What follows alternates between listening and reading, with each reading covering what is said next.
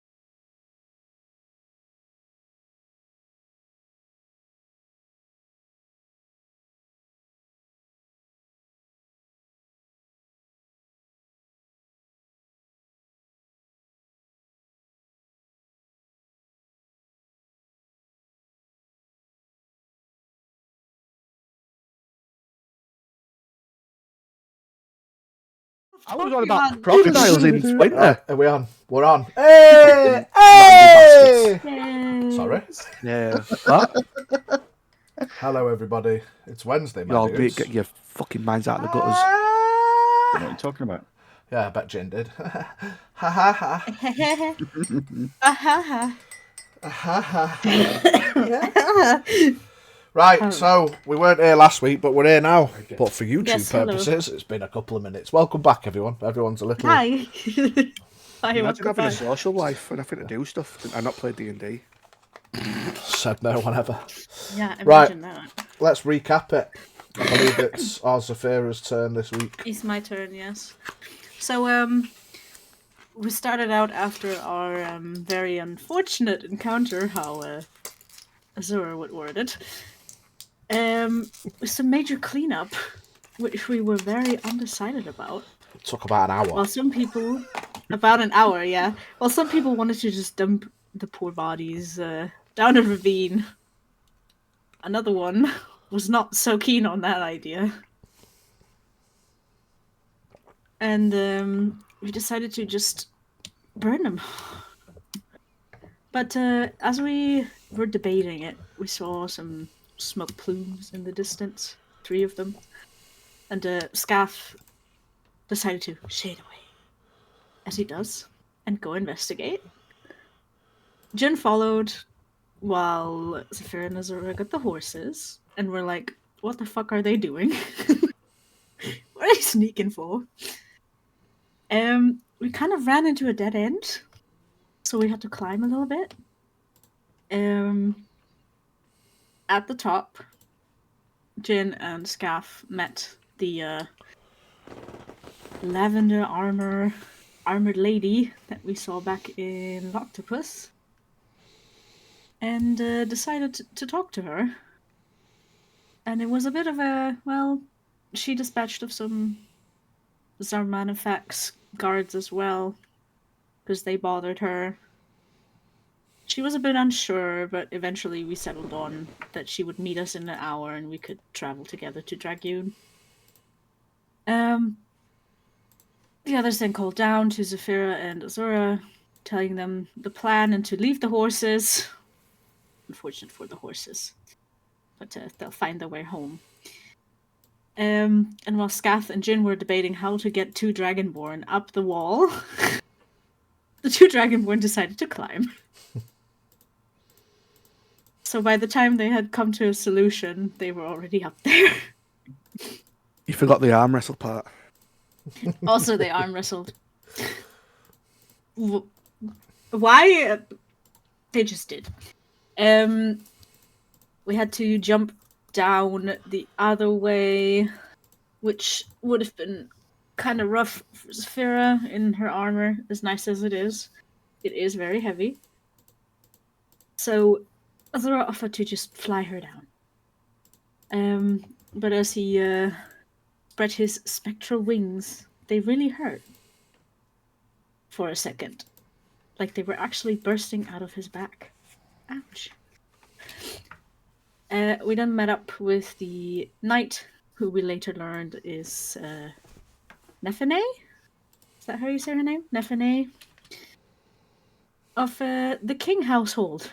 Back in once. Oh boy. Oh boy. But that doesn't mean anything to any of us. We decided to take a short rest to recover some of our hit points on a scale of 1 to 72. Zephyra wasn't feeling too hot. So after the rest, we started walking. Took us, I don't quite remember. Was it like 2 more days? 1 or 2? Something like that, yeah. Like I think. Day and a half-ish, give or take. There was a big watchtower in the way, which we decided to completely avoid and sneak past, as to not alert whoever might be on the watchtower of our presence. And then we finally got to Dragoon, which is honestly quite impressive looking. Dragonborn capital. I can't remember how to say their names, but the Red Dragonborn clan. Yeah, Gulreen. Gulreen. There we go. Nefene told us that she had to get to House Gulreen, as they had requested her presence and her aid with however she could. Being sort of I'd say, like a mediator, a diplomat. So she took us there, and I would assume, head of the family, Magda, I think was her name, took us all in, gave us a drink, a selection of drinks actually, because no one could decide what they wanted, and then did a bit of lore dumping on poor Azura, because Azura has drawn a lot of attention, being a sparkly gem boy. Though he is clueless and has no idea, which she didn't believe at first, and cast detect thoughts on him, and then realized, oh, he's actually telling the truth. Nothing He has there. no fucking idea. There was basically the monkey with the symbols in Azura's head. Yeah. Your call is important to us. We will be with you soon. We discovered that any other race other than Dragonborn seems to be more of a working/serving role in the city for the Dragonborn.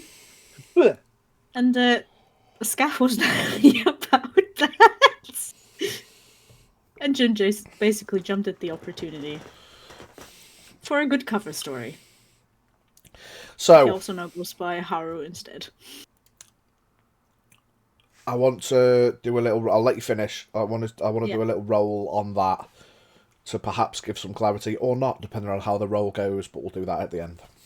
And yeah, so Zafira was offered a bath.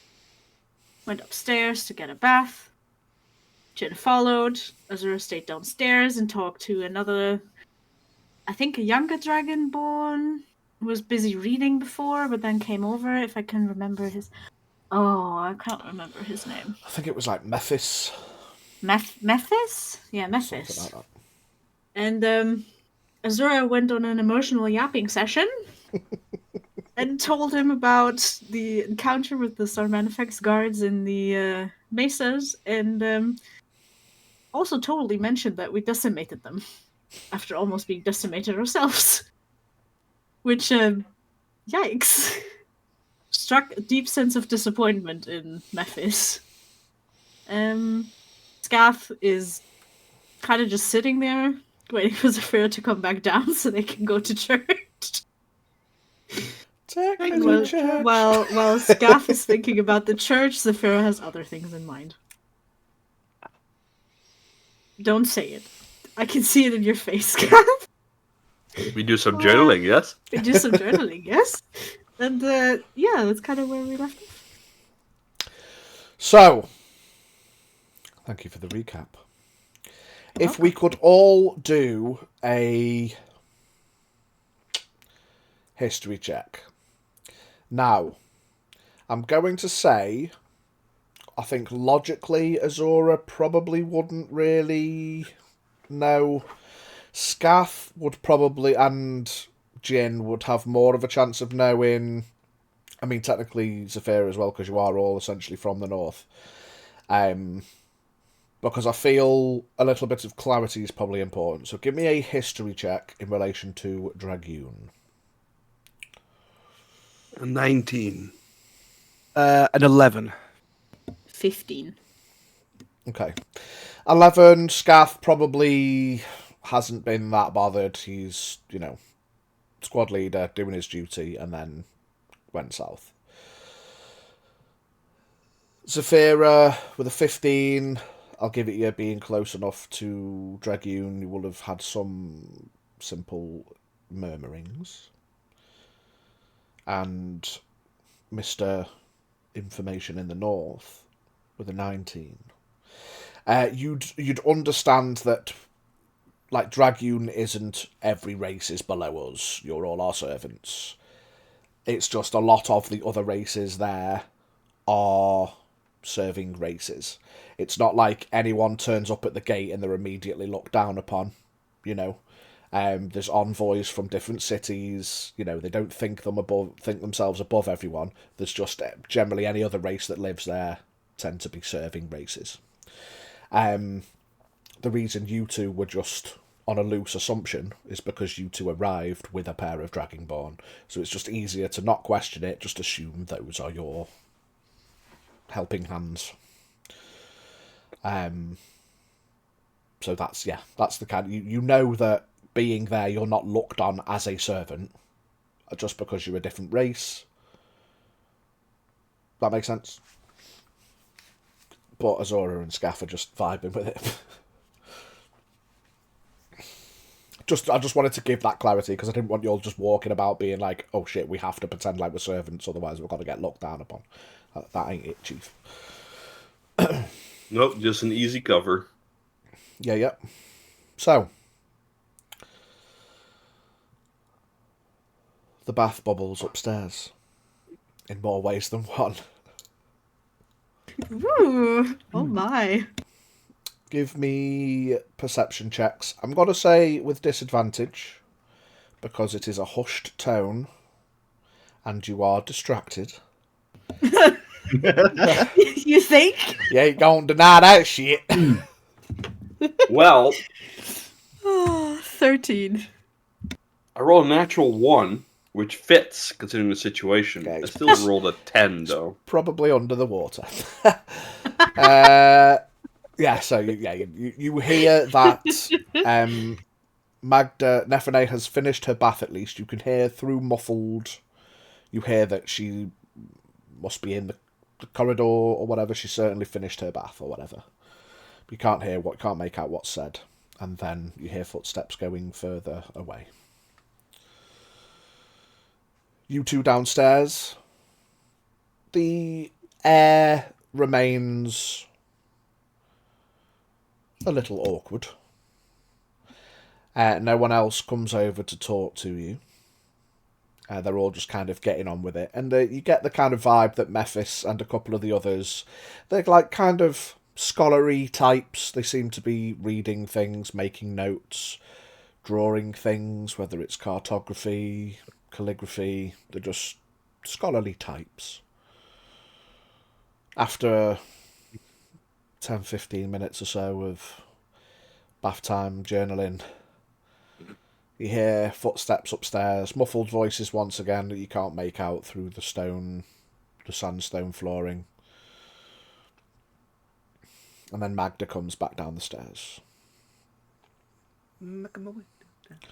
See, she's got a bit of a thick silk towel. It's not like a silk dress, but it's thick enough to be towel-ish. And she's kind of drying her hands. And then she lays the silken toweling over the banister. She looks over to you both and smiles from across the room. And kind of makes her way around. Has a couple of quietened conversations with a couple of people. And continues around the outer edge of the room and disappears behind a mostly beaded little segments of rope. But it's like a door covering of multiple runs of beaded ropey. And she kind of pushes her way through it. Disappears into what, I mean, if you just even passively just had a little look over out of interest, it goes a bit deeper into the building. Whether it's residential-ish kind of area, and you just passively pick up on, you hear her say food and drink, or make reference to food and drink, and disappears into the back.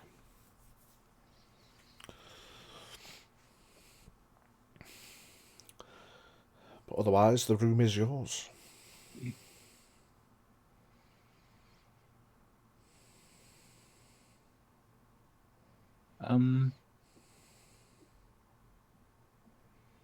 What did you say the name of the young one was I was talking to? The dragon-born fella Mephis. I think that's how I pronounced it last time. If not, that's what we're going with. Mephis. Mephis. I'll go and walk over to him. Sorry to bother you. Oh, no, you were not at all. reading before. Do you have any books on the history of the houses or something I could read just to try to get up to date?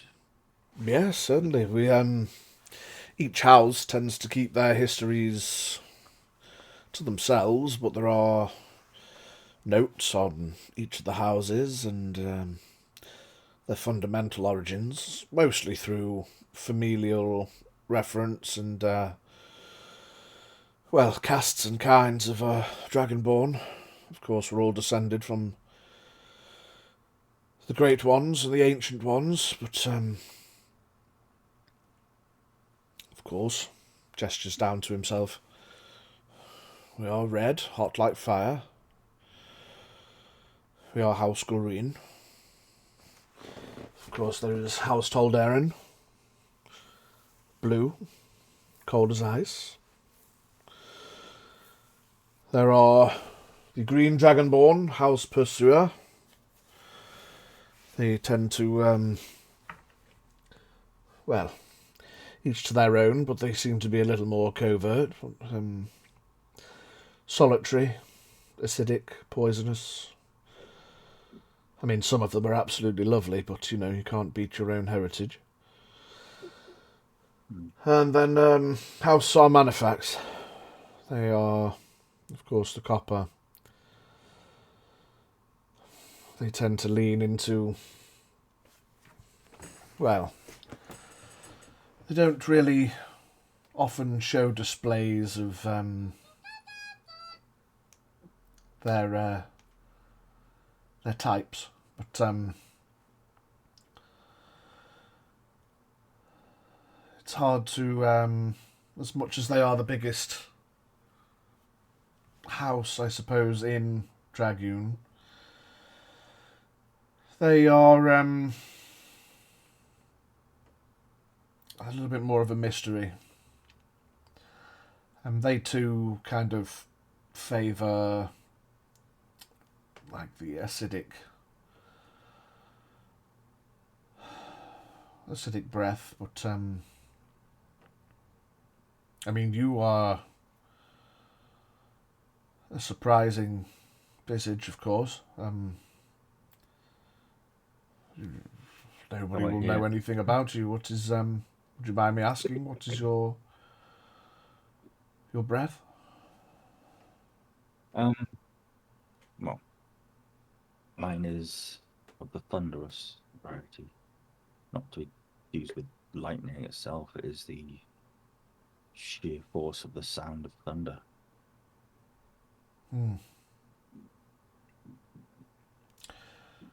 Sorry, I cocked that up. I was the blue are lightning, obviously.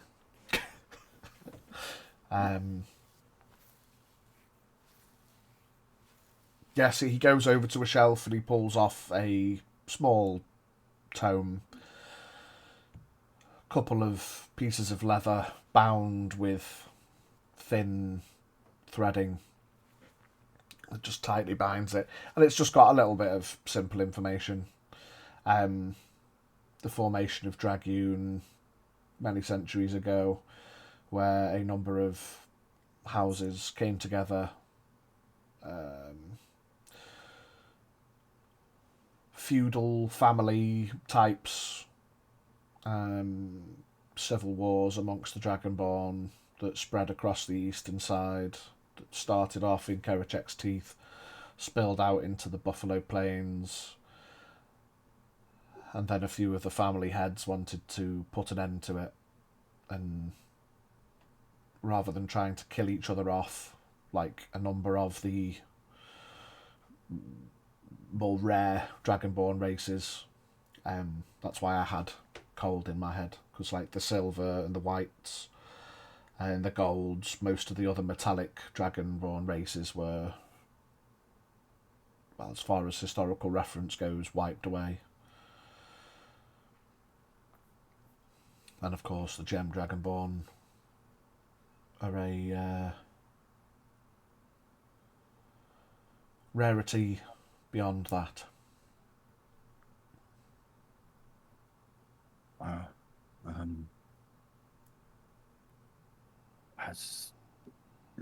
Do you have any writings on the history of Gem Dragonborn or Gem Dragons at all? It's literally just that rare. Nothing. The only other reference that we have to the nature of Gem Dragonborn would be Octavian himself. With the discoloration of his skin and scales and the gem-like protrusions from the top of his head. But many, even himself, for the longest time, just assumed that they were, well, some would call them birth defects, or birthmarks tend to be less physically pronounced. You know. Then of course you have the humanoids that have their essence tainted or blessed, depending on how one looks at it, by the essence of dragons of past.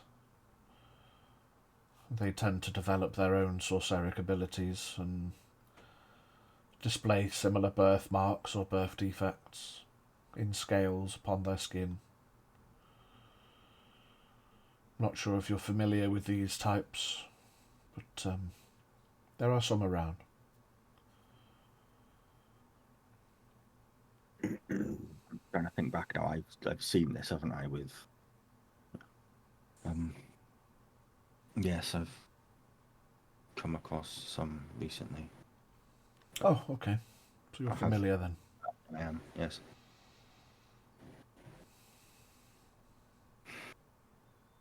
Was it in the city itself or elsewhere? No, elsewhere. Okay. So I think the person I really need to talk to is Octavian. Octavian. He kind of looks up towards a large-ish porthole type window.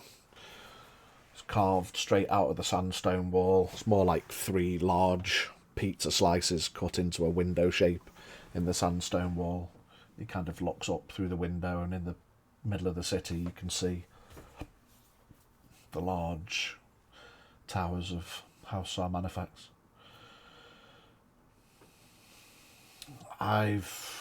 We've only heard murmurings, whispers, but I think House Xarmanifax are trying to make certain moves. But to what end, we don't know. We're all on edge. There's not been any moves against any of the other houses. But who knows what works are at play. You know, we don't have fingers in each other's pockets at all times, and it's difficult. You know, it's hard for... He kind of looks around and leans in a little bit more. It's hard to be an agent when your skin gives you away. It's not as if we can simply blend in to the other houses. Yeah, I think I can understand that. But who knows? Who knows what their aims are? Who knows what they're up to? Who knows if there is any merit to these murmurings? But if you're one that believes in the fates, these times are strange, and your arrival could be a positive or a negative, who knows? If you'd have spoke to me a month ago, I probably wouldn't have said I believed in fate, but the things I've seen on this journey so far,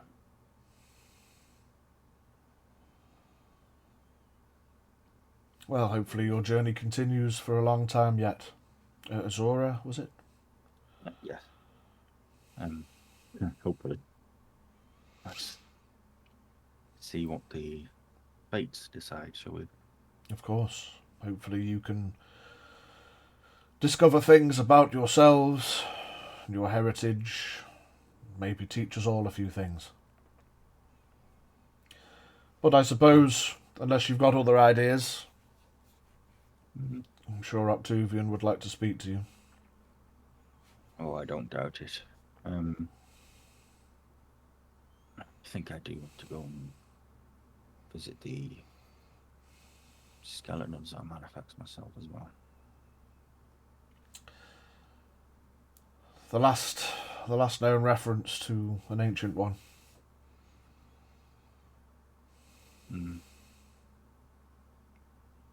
I would like to go with my friends also. I think I'll wait for them. Of course. Thank you, though. I appreciate it, and you've certainly been quite enlightening. We have nothing to hide. You know, someone arriving that's never before been seen.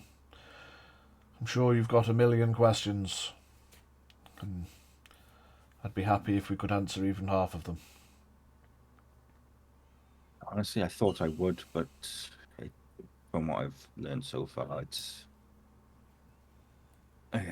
set my mind spinning. Well, whatever you do learn, perhaps try not to be too shocked by it, for a mind that knows not where it's from is ready to be opened. It could be a good thing. I hope so. I do, because me and my friends have had a fair share of bad things happen. It's about time we had some good.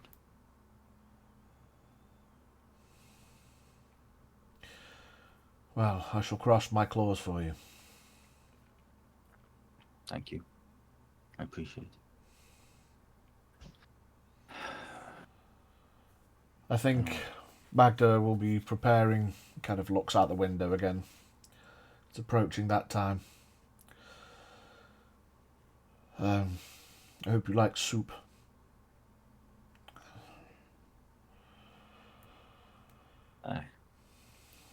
I've had my fair share of good soups, so yeah. And I'm sure Magda is an excellent cook. Oh, she won't be cooking. It'll be the house staff. But she likes to oversee. You know what the old matriarchs are like. And saying that, you'll just think back to Mother and like, yeah, I know exactly what they're like. Well, we're always here if we need. And he gets up and folds up his book, closes the lid on his inkwell. I'll head back to where I was and just check out the room, see what's just basically mill about. Yes, you look around. There's quite a number of knickknacks. It does look like something out of Aladdin. You know, just like these kind of sandstone cave-looking buildings. That's small glass jars of multicoloured glass that have got small amounts of liquid in them that can be illuminated to give different shines of colour. Pots and pans and all kinds of trinkets littering the room. It's quite one part of you could feel it's a bit cluttered, but the other part of you feels like everything's in its place and it's quite homely.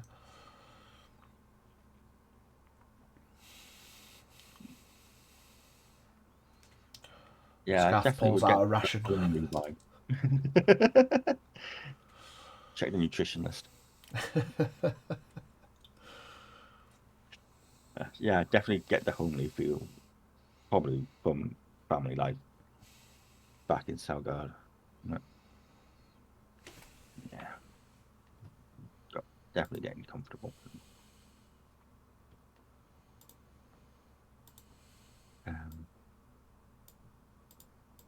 Walk over to Scath and you have any plans that you wanted to do? I think you mentioned the church or something. Yeah, that's where that's where church were located. Need to go. Oh, Need to go speak to Avia. And then, obviously, I know, I think Saphira might want to join, Jin might want to come. And plus, it gives us a chance to have a little walk around city, get our bearings as well. something I want to do in the city as well, so if we all did it together. Yeah, it's best if we all go together, especially with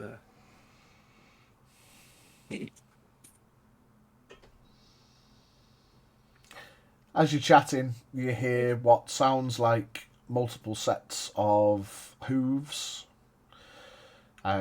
slow cantering nearby, but it doesn't quite sound right.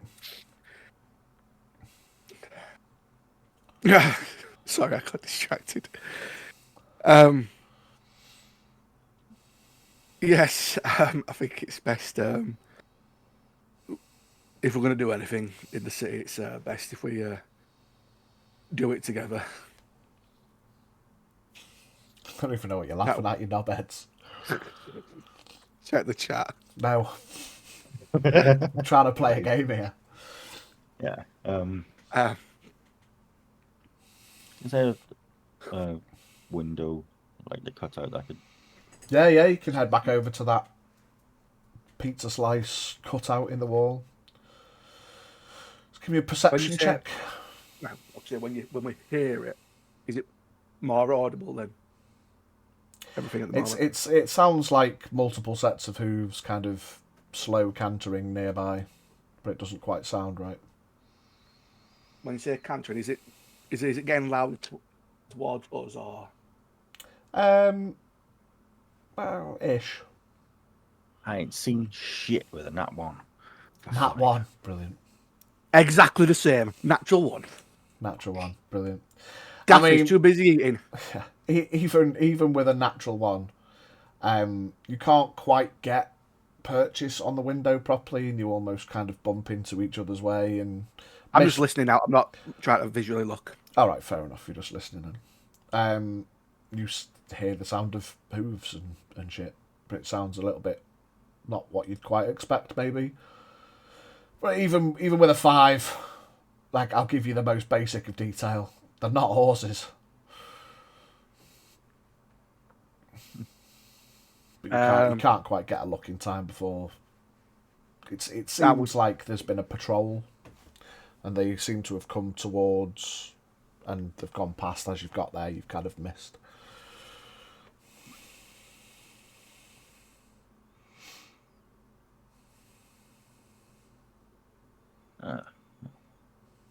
Go back to Scath. No idea what that was. Didn't sound... Having ridden horses didn't sound like them, but didn't get to see. We'd gone before I got a look. New city, new cultures. Probably seeing stuff we've not seen before. Yeah. Yeah. It's what happens when you go to different cities. You always see something you've not seen before. I'm learning that. As you say that out loud, one of the other scholarly lads who just didn't really pay much attention to it pipes up and says, that'll probably be the Borgard. The Borgard? Yeah, they ride round on the giant boars. Wow. Lethal over short distances. Less Can't for see long us range in travel, them. but they, good for protection. I imagine they're quite sturdy. I don't think I've ever seen a boar big enough for someone to ride. Well, they are pretty big. They're normally in the northwestern paddocks. Normally just kept out there if you want to go see them at some point. Might be interesting. See some new stuff. If we get the chance. Might do. Speaking of where the boars are located, is there a herbalist or general wares you can get components for spells and whatnot in the city? Best bet's try the market. I don't think there's like a proper apothecary or whatever they call them. But a lot of people sell a list than that, and people bring things in for trade. It's always buying and selling and doing what they can. So yeah, try the markets. They're open quite late. A lot of people don't really close. It depends. If business is booming, they'll keep going. But some of them work through the night. It depends when the arrivals are. People come in trading all hours. Okay. You see, obviously, city's quite big. Obviously, there'll be multiple different type of vendors. Is there any that you'd say to stay away from? Well,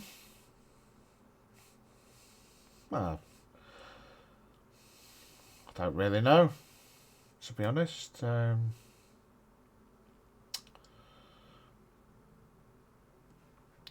don't really go there that often. Kind of just looks away, looks back down at his book.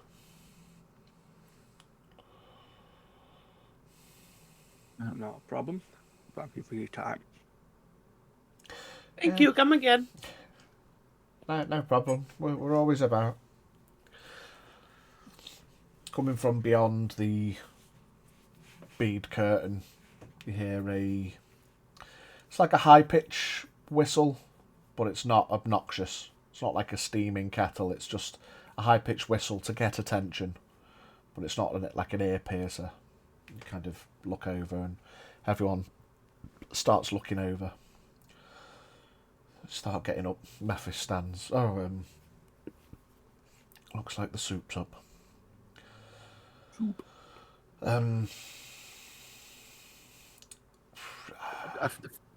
Don't stop. Feel free.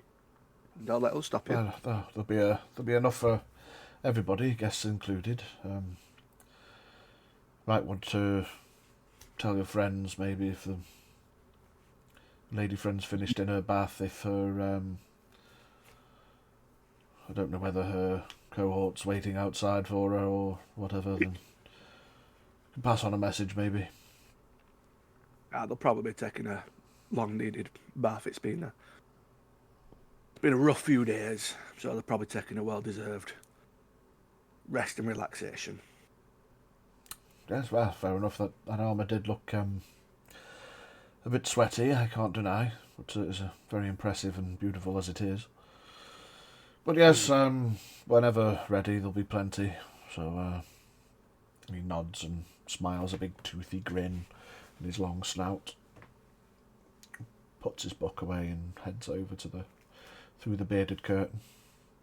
You can smell now as a few people go through the curtain. You get a waft. Smells herby. A bit veggie. That's the first kind of waft you get.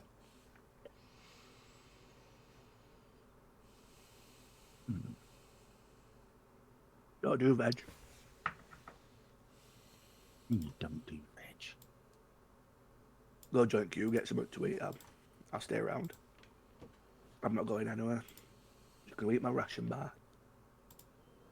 You would soon eat ration than. Scar, you are a guest in this house, and you're turning down their food.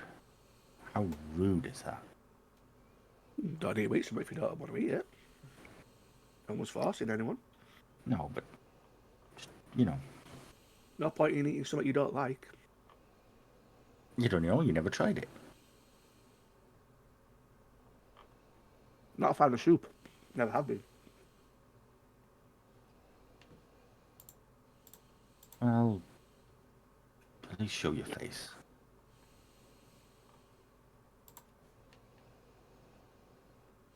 Never know. Sits down and eats his ration bar.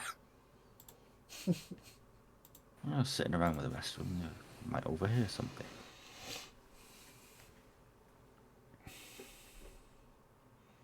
Well, I'm gonna go and sit down with them. You'll get along with them better than me. Enjoy your grains. Yeah, it's got some very good ingredients. I'll head through and go and get some food. You stand up and you pad your way across the opening hall and you make your way beyond the beaded barrier. And it's probably something that you've not paid that much attention to in the past, but generally speaking, being slightly taller than average, most doorways aren't all built too small, but a lot of them you just have to, even just instinctually, you just have to duck your head a little as you go through them. The doorways here are well tall and wide enough, but without being obnoxiously so. It's, as I say, you've still got that kind of homely vibe. And it's not until you go through and you instinctually go to duck, you think, oh, fucking hell, you just make your way through, unhindered. As you make your way through, you're met by what was clearly meant to be a hushed gasp. But at least one of the serving staff don't quite manage to hold their breath quick enough. Oh dear. And you can't help but hear the multiple. If holy shit was a gasp, multiple, and then they all kind of. You can't look quick enough where the noise came from, as they all respectfully shut the fuck up. But there you are, stood in a room awash with red. The only blue gem in the world, as far as you know. But in this room, you stand out like a sore thumb. But a guest you are, nonetheless. Straight away, a lady, older, has a hooded silken robe covering over her forehead. She kind of potters over with a bowl and holds it out to you. For the guests. Guests are often served first, sir. Oh, but there's no need for that. But thank you. Pleasure to meet you. What's your name? Miriam. And she you see she kind of looks over her shoulder towards the main table. Passive insight. She seems nervous. That. Thank you. There's bread available. Bread rolls if you'd like me to get you one. Yes, please. I'd like that. And straight away, she just potters over to the table, grabs a basket, potters back over, holds it up. I'll just grab a crusty cob or whatever's there. Yeah. She takes it back and puts it on the table and kind of bows a couple of times backwards and then turns. Just carries on. Miriam, I'll shout over to her. She stops and you see she like visibly looks at the table first and then looks towards you.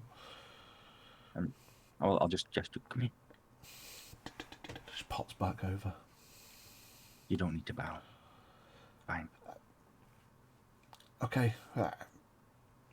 and then goes to half bow and stops herself and enjoy your soup. And I then will, makes her thank you way very back towards the kitchen.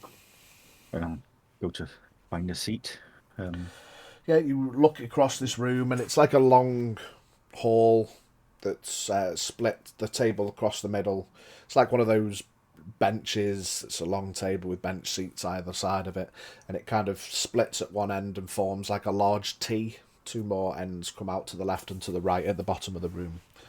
You can see the tabling towards the end has like a lot more of the baskets of bread in, a couple of the large, like very large pots. And you see there's a number of staff at the bottom that are ladling soup out and then carrying bowls to the table.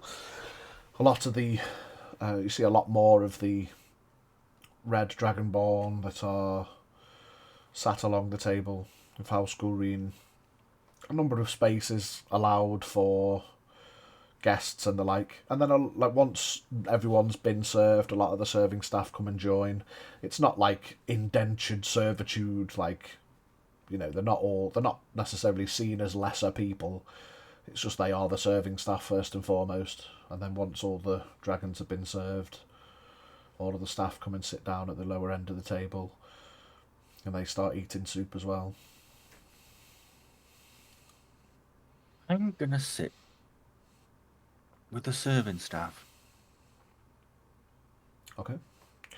You make your way down, pass everyone. Like, most of them are just kind of not paying a huge amount of attention. Some of the Dragonborn are trying too hard to not pay attention. You see Magda just kind of nods and smiles. I'll nod back and you go and sit down. You see the couple of people, they try to make extra space for you. They shuffle along the bench into each other a little bit, so they're a bit more tighter, compact, but they want to give you, if you wanted to sit, they don't know how you act, what your culture is, I suppose. You are a guest, but you may spread, you know. They just make sure you've got plenty of space on the table. Yeah, let me just elbows on the table. No, I've been raised with manners at the table, so yeah, sit and just look around everyone. Hey, how are you? They're all kind of just sat like, hi, yeah. It's nice soup. You see a few of them are just like, don't make eye contact. Don't make eye contact. Bread roll. There's kind of a mixture in the air. You're out of place here, but not in a bad way. And whilst people are trying to nervously not overshow it, you're more than just a guest. You've never been seen before. Wow. He's special. He's a special case. Special boy. So I'll start eating the soup, and I'm guessing it's pretty good. Yeah, it's mostly veg. It's like a vegetable soup, but there are a couple of chunks of meat in there.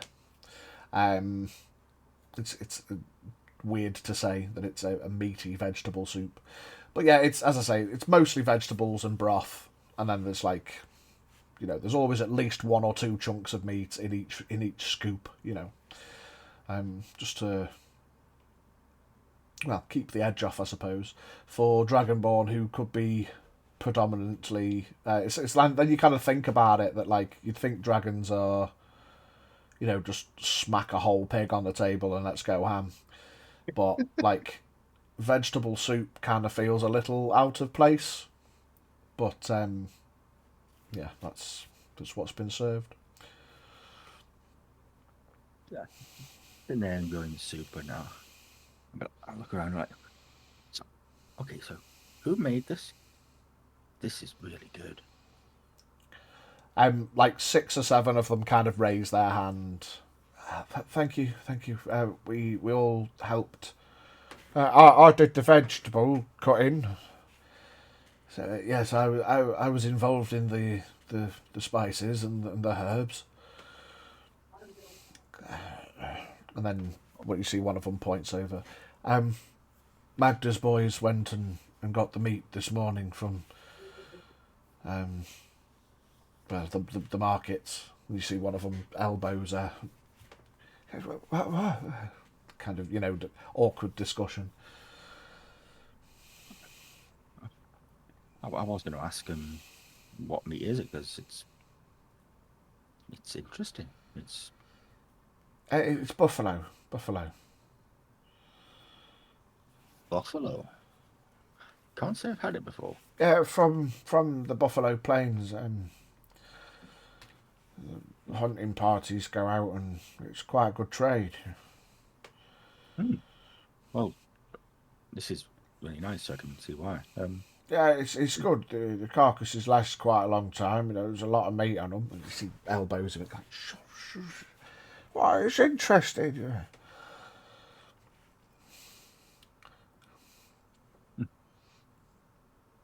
Yeah, I'm really enjoying this. Thank you. You see one kind of crotchety old man who's probably been there the longest, and he kind of sits down with his bowl last. So I could always use more salt. Yeah, that's a big slurpy slurp. Did you say that before even trying it? It can always use more salt. Teaspoon. Always. And pepper. My taste buds have seen better days. Back in my day. I could taste pepper. Not anymore, I can't.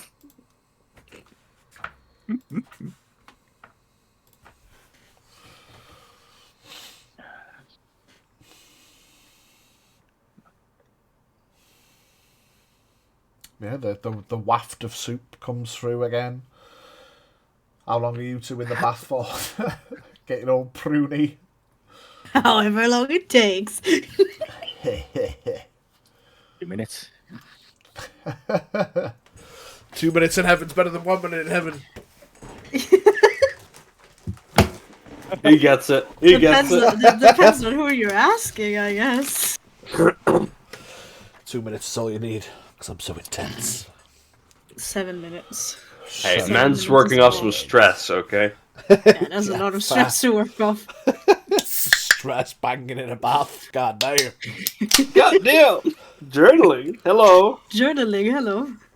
Fervently writing. His wrists had never seen such penmanship.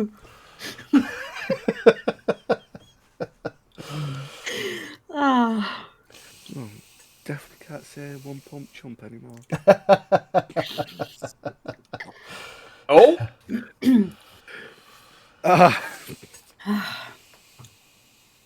We're gonna take a little while after the journaling is done to calm down again. Cool. So you're missing lunch. Brilliant. I guess we are. Round 2. And then I have can have this Kerecekian 2000 ration bar now in stores. And I With also extra have protein.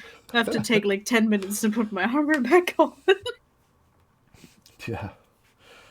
If I help, is it quicker? Yeah, like even getting out of the bath, it doesn't take that long to dry. There's, you're in Kerecek. You just mostly air yourself out, if anything. You see, there's some of those thick silken towels, like over the inside of the door. Mostly patting yourself down to get rid of the excess, and then air drying the rest. It doesn't take long to dry off and Put redress. the armor back on. Yeah, redress, re-armor. Kind of sad I have to wear it again. It's heavy and it's still sweaty.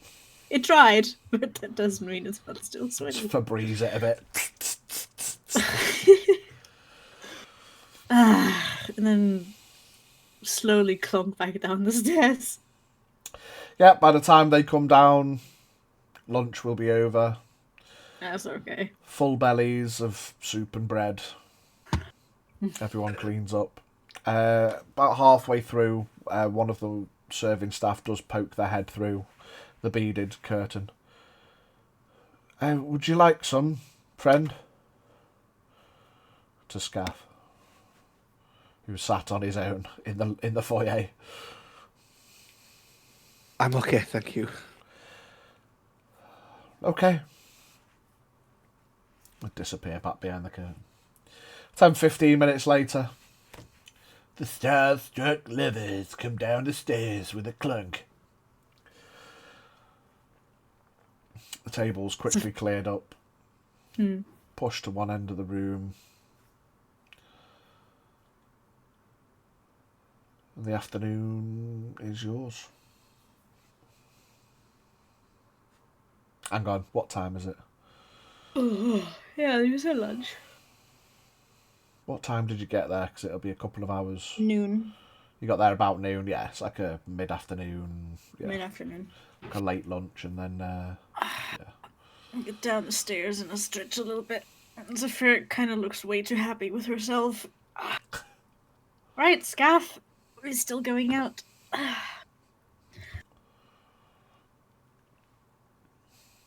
You're all by yourself down here. Jura went to get food. Okay. I felt a little bit out of place. Hmm. So I thought it'd be best if he speaks to his kind, free of prying ears. His kind? Dragon What? Okay. An odd thing to say. Right, well, where is... Just thought it would be better big... for me just to stay out here for the time being. Where's the big shiny boy? Looks around. Point into the dining hall. Sticks head through the beaded curtain. Lunch has finished. Because it's the way he's been brought up, he's actually helping clear up. Yeah. No one stops you. It's not as I say. It's not like indentured servants.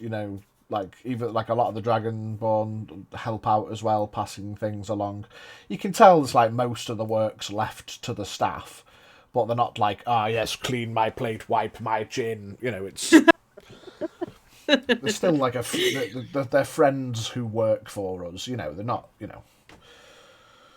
So yeah, you help out, clear up some of the mess, and they rely on your strength a bit to help push the tables to one side, clear a bit of space in the middle of the See some helping with the dining hall. Oh. Azura. Oops. Oh, hey. Still kind of giddy. Didn't obviously forget it. Has forgotten some strands of hair to put back in the bun. You missed lunch. Oh no. Oh dear. What? How terrible. There'd be some left if you want a bowl. Oh, don't worry about it. I can wait till dinner. Oh, fair enough. Yeah, I'm just finished helping out here, and then I'll be right there.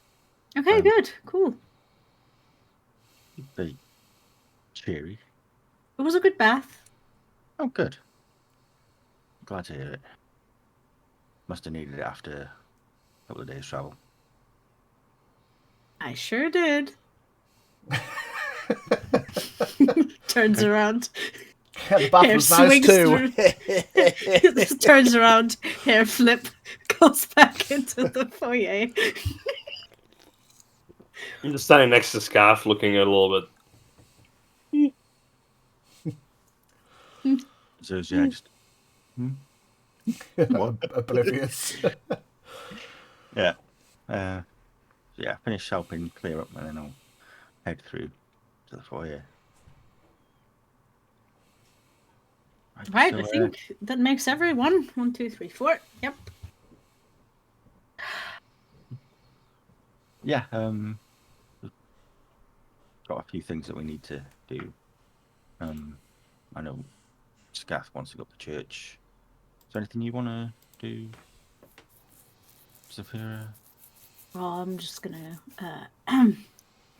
accompany Scath. I thought we'd all go together because I want to Yeah. head out, and Good idea. I want to go to the remains of Xarmanifax. See, just to see it. I think it would be worth it. Okay, sure.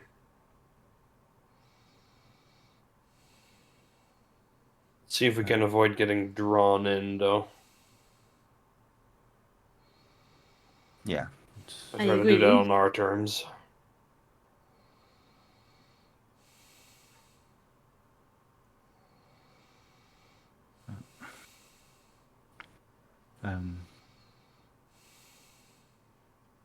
I'll try and cover up for now. Yeah. I don't know if it's much use, Azura. I know, but I mean, the way everyone's reacted, just kind of drawing attention. I think we will regardless. Well, yeah. You will.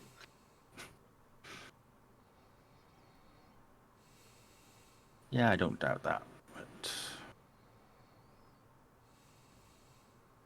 I don't think I'm quite ready for that kind of attention.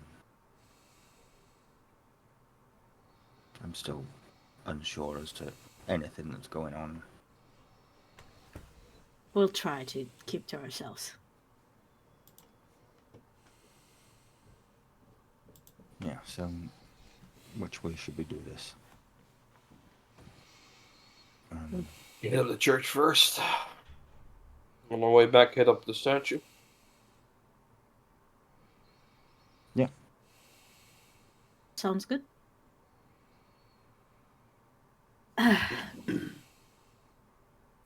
Can I remember the way they described to get to the church? I remember seeing it on Tailspire, but like, did they actually give us a description of how to get there? I'm almost certain someone said in the northeast corner. Okay. Yep. I'll knock to the door. Well, Yep. Haru, shall we go? Right behind you, my lady. You turn. A couple of the guardsmen stood at the door. Enjoy your time. If we don't see you again, then enjoy Dragoon. Thank you very much.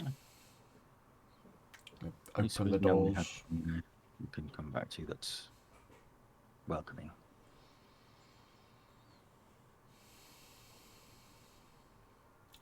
Just as you all go to leave, Magda pokes her head through the beads and then kind of shuffles her way through. Oh, is that everything? There's just a couple of things that we wanted to do. My friend here wants to go to the church to commune with his god. Oh. And I want to go and see their remains of Xarmanifax. Okay, yeah, impressive that they are. Well, yes, if you do find yourselves stuck for anywhere to go, then you could always come back. Maybe try some of the other houses. It's you're free wherever you're welcome, I suppose, as the saying goes. I was just saying it's good to have somewhere that we are welcome to come back to. Thank you. Yeah. Well, you seem like nice folks. You didn't cause me any trouble while you were here, so that's a positive sign. And I'll, just before I leave, I'll just give her a shallow bow and thank you. Yeah, she nods and smiles. Have a good day. You. She, as you go to leave, you see the black into blonde dyed hair of Nephine at the top of the stairs. And she kind of hand gestures to Magda. She nods, turns and smiles to you again, and makes her way up the stairs.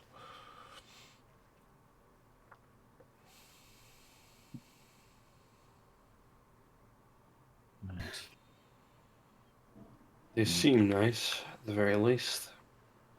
Yeah. Let's hope everyone else is just as welcoming. We'll see. Yeah. Let's head off. Do you know the way, Scaff?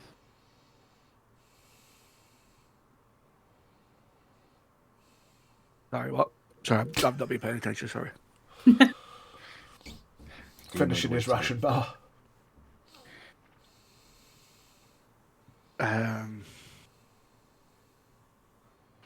Sorry, yeah, the church, yeah, said it was northeastish up that way. You can't miss it. It's where all courtyard, where all the pantheons of are held. You seem flustered, brother.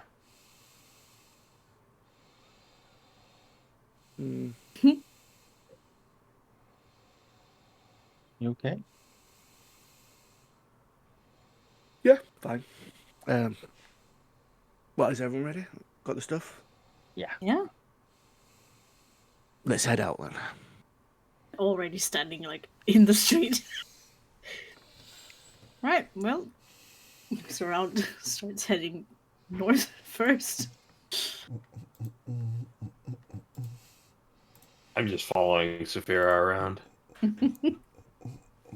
Good attendant. Now who's the lovesick puppy? Who's the lovesick puppy? Yeah. Yeah, so you come out of House Gulreen and you make your way north. Oops. Up past the camp, you can see there's a number of people just milling around the camps. They're not like, they're mostly camps, but in the Kerecekian air, it's,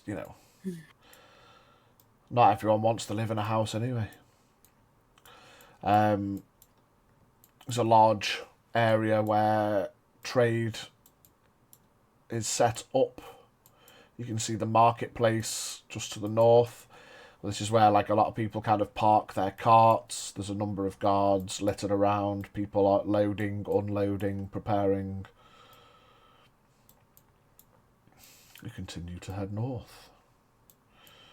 Obviously, I'm not populating the entire city with minis, but there's a fair number of guards, and you can see along the sandstoning pathing, there's those footprints that from the unfamiliar cavalry or mounts. A couple of nice little oasis like pond vibes. Decorative. Park assets. That's it. And you can see now that you're out and about on patrol, you can see there are a number of guards that are on boarback. And you can see that they are basically, as was described in the northwest paddock, they are large boars with a single guard on the back. Yeesh. Nice. Damn. They tend to be roaming round in pairs. Someone got inspiration from Elden Ring DLC. Which one? But the Gaius guy. Oh shit, yeah, I forgot about him. Honestly, I was like, what can I fucking mount them on that's not just horses? Like, boars works. Oh, there is a big asshole there. Why is that there?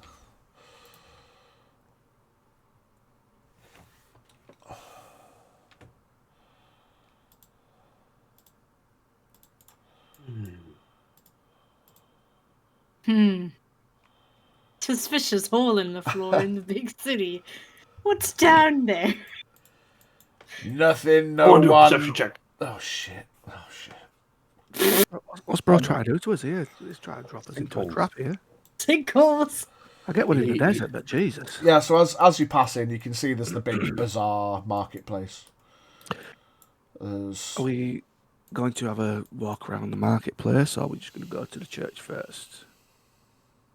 Well, That's up to you, Scaff. yeah, you wanted to go to what's your church. urgency? I think you did mention We're taking you to church, buddy. Taking you to church. Take me to church. It's up to you. You can go round it. It would you realise it would be arguably quicker to go through the market, but I say arguably quicker because you might get distracted. Ooh, shiny. or shopping stream. No. Ooh, shiny. Ooh, piece of cake. Yeah, we'll go to we'll just go straight to church first, and then we can do a bit of shopping afterwards. Cool. Won't be your last day in Dragoon, I don't think. No, I am not going to burn it down just yet, Heavy. I love that the arsonist joke has gone on so well. Yeah. Exactly. What could possibly go wrong?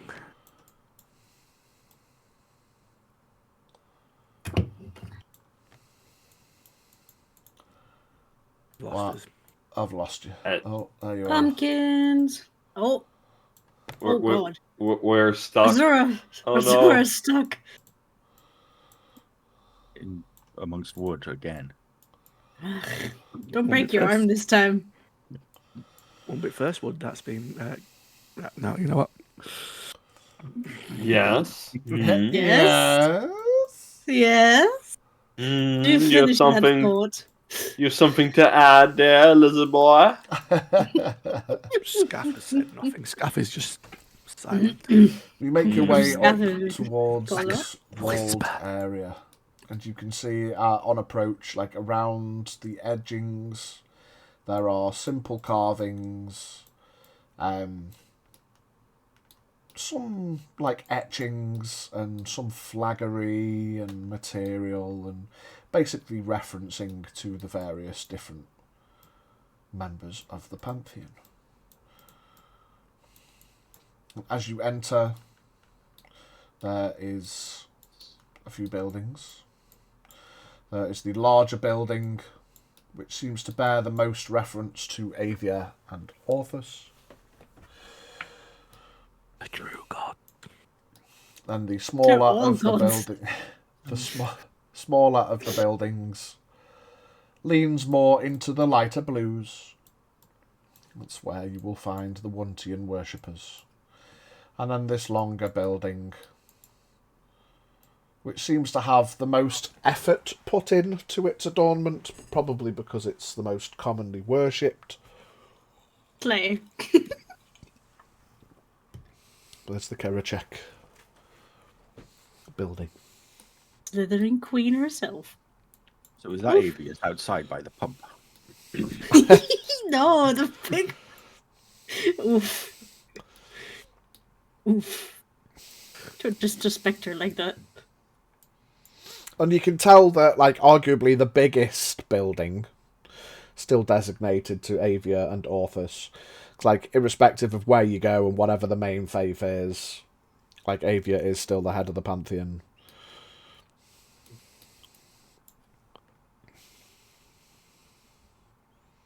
So there you go. You've made it to the church.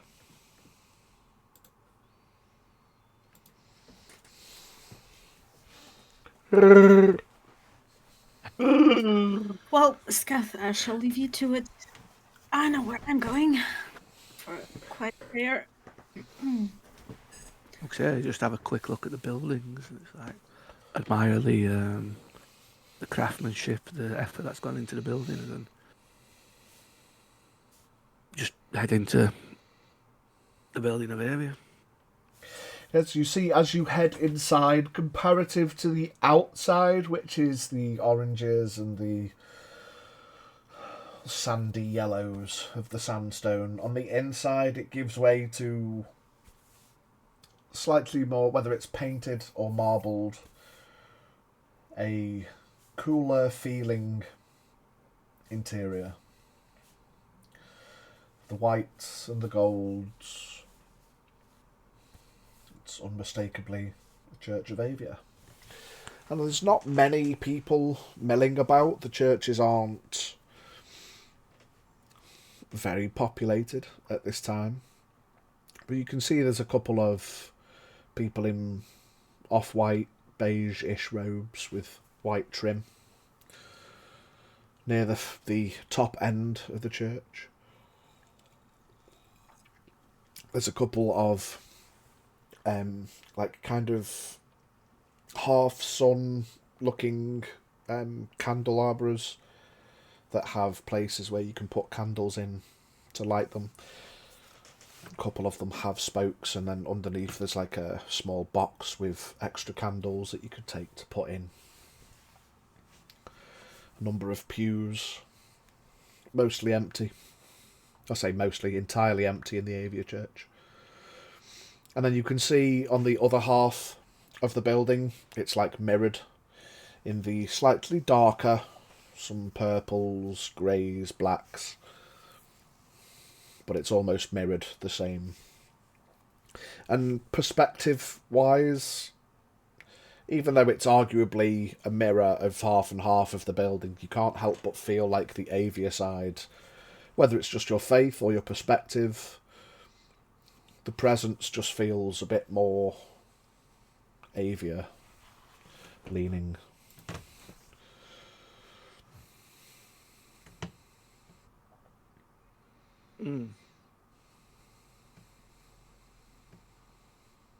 Yeah, just go inside and have a look around. Like, is there any clerics around? Or is it just...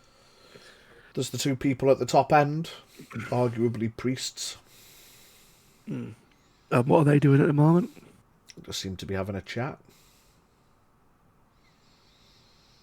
I go towards the front bell. Let's sit at the front and just kneel down and just obviously look at my wrist and just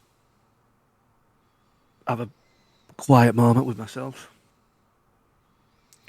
Yeah, as you kneel down, and like strangely the marbling, you're in Kerecek, everywhere's warm, but there's just a slight coolness, comfortable, content. You kneel down, you look at your wrist with that trailed gold that loosely forms the symbol of Avia on your wrist. And then I've got to zoom in on the mini. I've got to zoom in on the mini. There it is, on the arm. Let's get you in the light there. Look at that little bit of goldage on the wrist. Come on. Classic mini work there. thanks to Lucy, that is. Yeah. Yeah. But whilst I'm kneeling down at front, just having that moment with myself, it's just looking, because obviously I don't have a symbol of Avia just yet. So I'll just look at the gold band. You fucking do. As you look at that gold band, it starts to get a little bit warm. Might get warmer depending on these next few words. So Goes cold, falls out. But yeah, just looking at the symbol, I'm just going to say quietly, not too under breath, but I'm just going to say a little prayer to Avia. With Avia, keeper of life, I kneel before you, my breath still trembling, my heart still racing. Fear wavered upon a knife's edge, yet you carried me through the storm. I have seen the brink, felt the shadows grasp, not once, but too many times. Yet today I kneel. Grant me the wisdom to learn from my missteps, to see not only the wound, but the way to mend it. Let past errors forge my resolve, so that I may walk the path you set before me, not merely to survive, but to also protect, not just to endure, but to heal. Avia, weave my hands with your light, make them steady, make them sure. Let my voice be a balm, my presence a shield, so that none need face the abyss alone. I kneel not by choice, chance, but by purpose. Let me be your vessel, a guardian of life, a light within the dark of the shadows.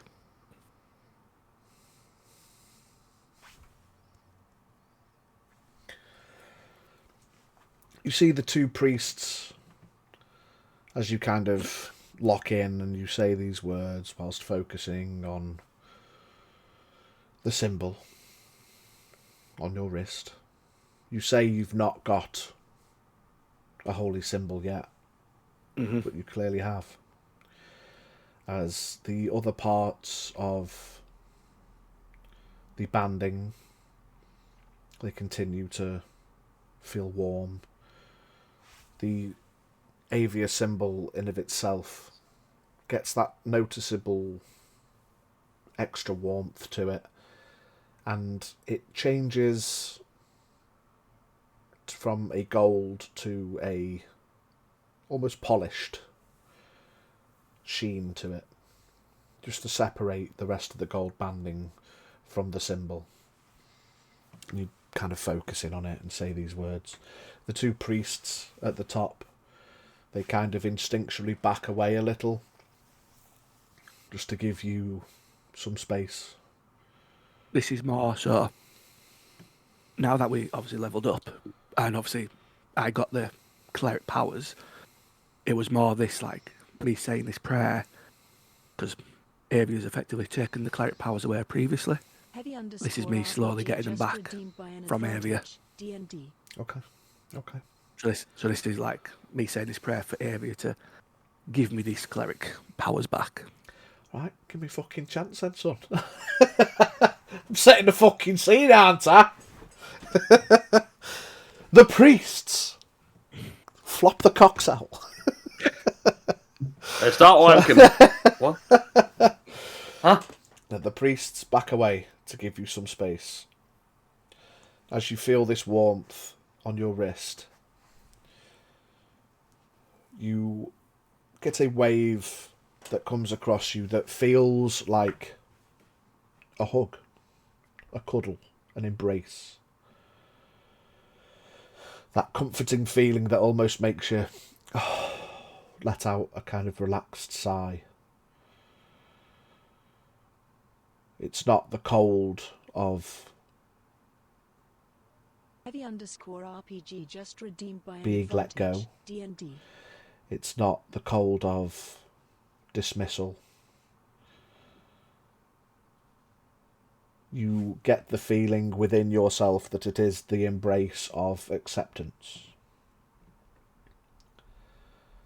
As you sit there focusing on this symbol of Avia in your wrist, you know at that point that you don't need a symbol. You already have one. And you hear a calming female voice in the back of your mind. I've always been here. Welcome back.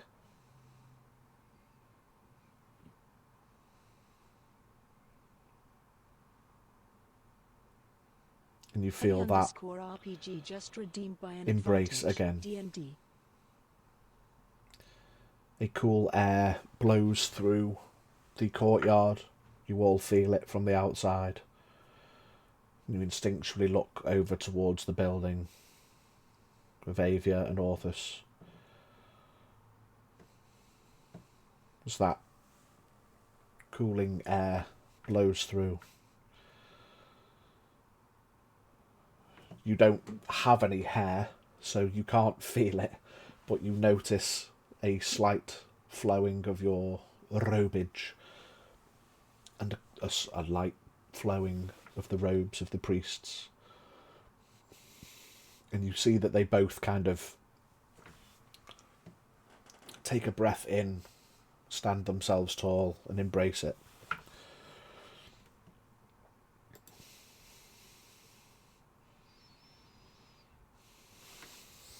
and the gold banding on your arm settles back to its normal temperature.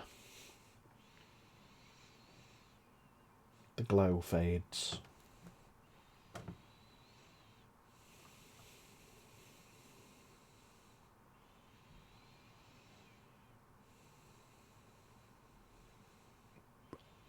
Rise and give the bow to statue of Avia.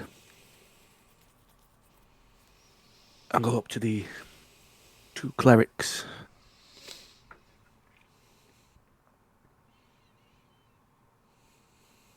Good afternoon. Good afternoon. That was By a happy beautiful chance. prayer. Thank you. It was one that's been needed to said for a while. By any chance, do you have a couple of items I could purchase? Potentially. Anything that we don't have, maybe the marketplace would. Depends what it is. Holy water. Well, any water can be blessed. But we can certainly provide some for a small fee. Or if you have water yourself that you would like blessing.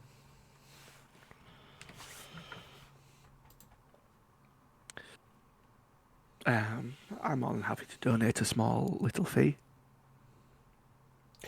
So, to truly bless water and make it holy, it requires a small ritual or a small rite. And it costs 25 gold's worth of powdered silver. So we can certainly provide that for you at the cost of the silver.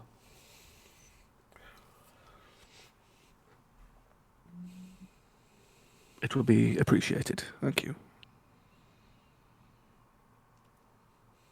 You see one of them nods to the other and he makes his way back towards the back of the church underneath the statue, where there is a large bowl, stone bowl.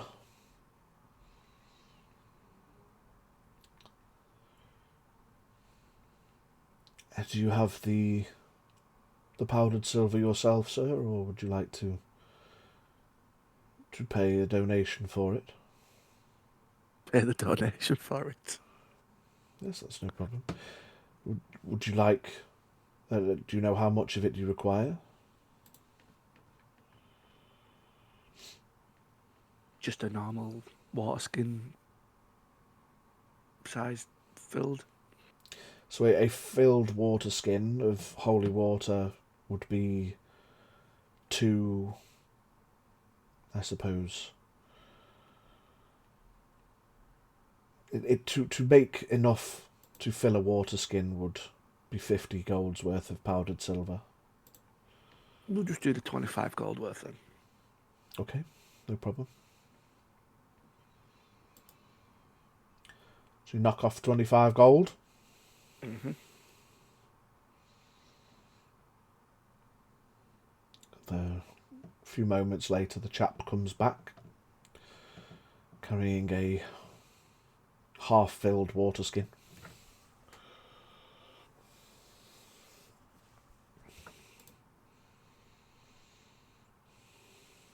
Thank you for this. No problem. We'll just give a bow to the clerics and a bow to statue of Avia, then head out. Is this also where the Orphus one is, yeah? Yeah, so that the big building, as I say, at the inside, Scath's obviously gone to the lighter side. It's on the opposite side, almost mirrored. It's the darker tones, purple-ish, greys, blacks. There are no priests in there at all in the author's side. Yeah, that works perfectly. As you walk in, you see at the back there's the statue of the robed, bearded figure, hands over the eyes, a familiar symbol of Orthus. I'll approach the statue. Kneel down.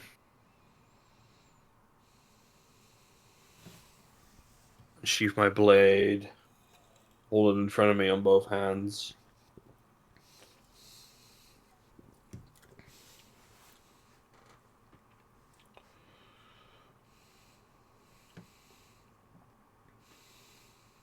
Orpheus, I will be dispatching many a soul from this world in the months to come.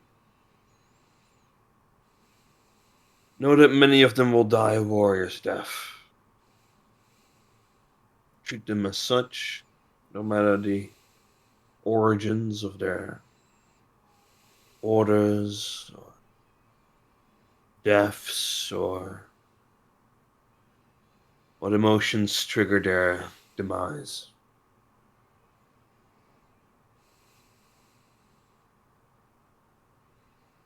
Treat them as they should be. Not by their end, but by the way they lived their lives before they met.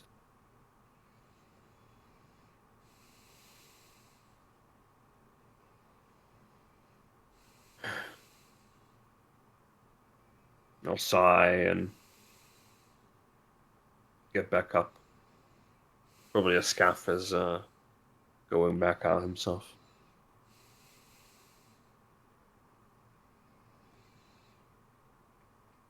Yeah, as you enter, you see Scaff knelt.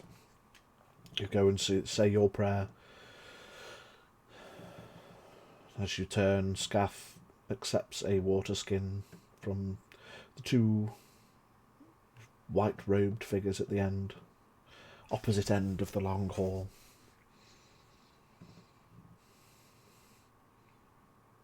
You both make your way out. A little early for ceremonial wine, don't you think? Not wine. Not wine.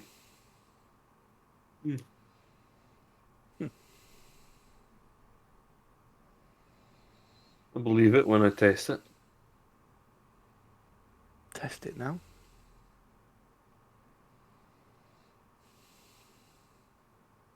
Take a sip. Just a tiny, Tastes like water. My scaff. Soon we'll have to believe you're a changed man.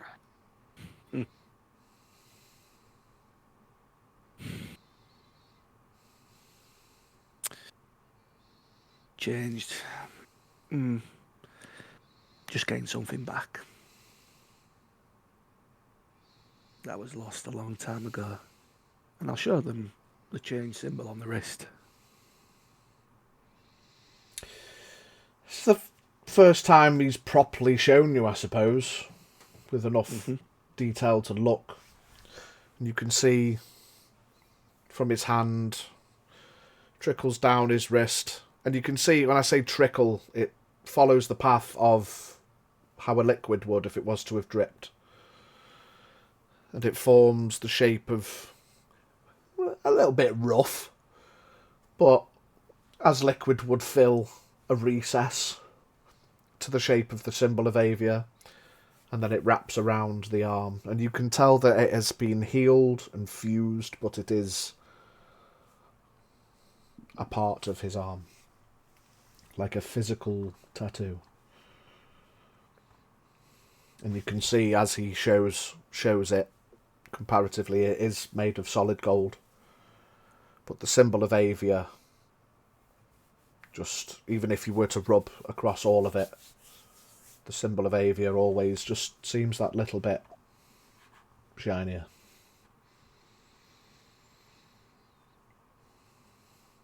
Solid gold, huh?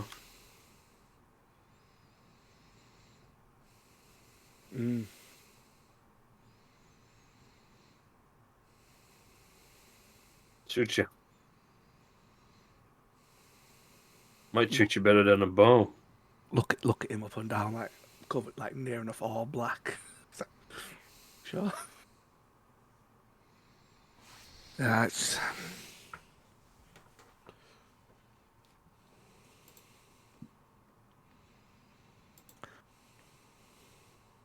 She forgives. Good. And she's given me back part of what I lost. Still feel that I'm missing certain aspects, but in time I'll get it back. And for that, I'll have to become the lizard I once was. Do you want to be, Scarf?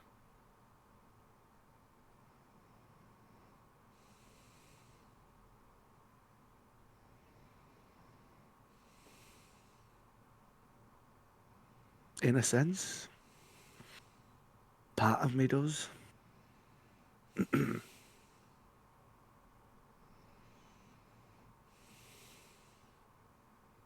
difference was then is I had the burden of youth, being rash, being too decisive, too quick to certain thoughts. But now, as you age, like a wine, it matures. And you've got to think about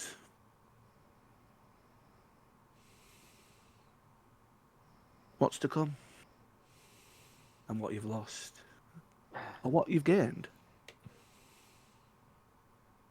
I'm going to ask you to stop to talk like a holy man, though.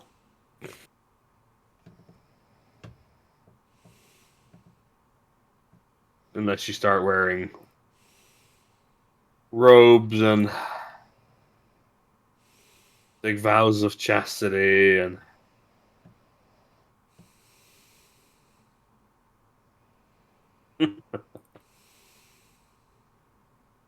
wisdom from our lizard. I'm happy for you, Scaff. Well done. And I'm happy for you as well. You'll have a great future together.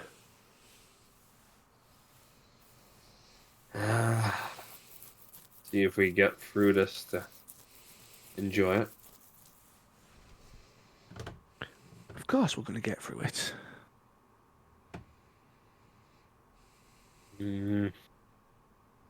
We're all too stubborn not to get through it.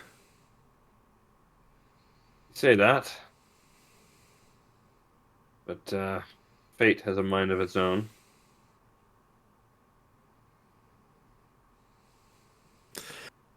I'll fight for it, though.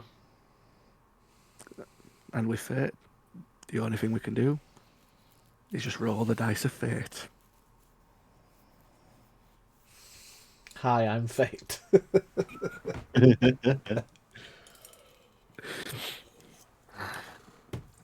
But that's all you can do, is just roll the dice and see how that fate, well, how it creates your path. I promise I'll stop talking as a wise man now, Jin. Yeah, seriously, Scaff, this is getting really. There's some adjusting to your new role here that will take some time. We'll get some spicy juice after this, yes? Maybe another time. Oh, God. You really are changed, man. Oh no, he's an alcoholic.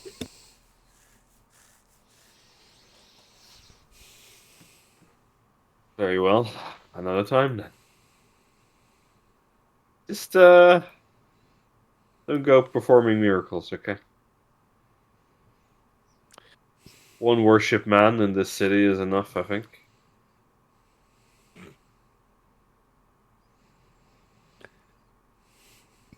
I don't think I can cast any miracles just yet. Just yet. Mm. The Remember, hubris of the faithful is already getting to you. I was a cleric for many years. I know what I've lost I can regain. And some of the miracles you can cast is, well, beneficial. That it is.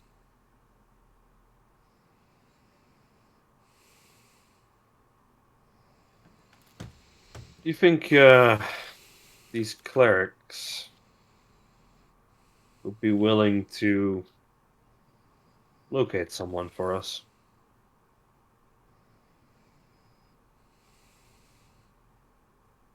If they're able.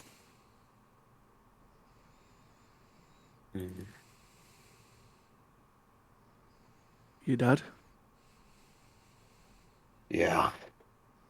I suspect he's here, but it would help to know for sure. It also helps us knowing what we're getting into. It's always worth asking.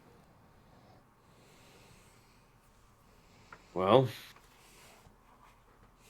Mr. Holy Man,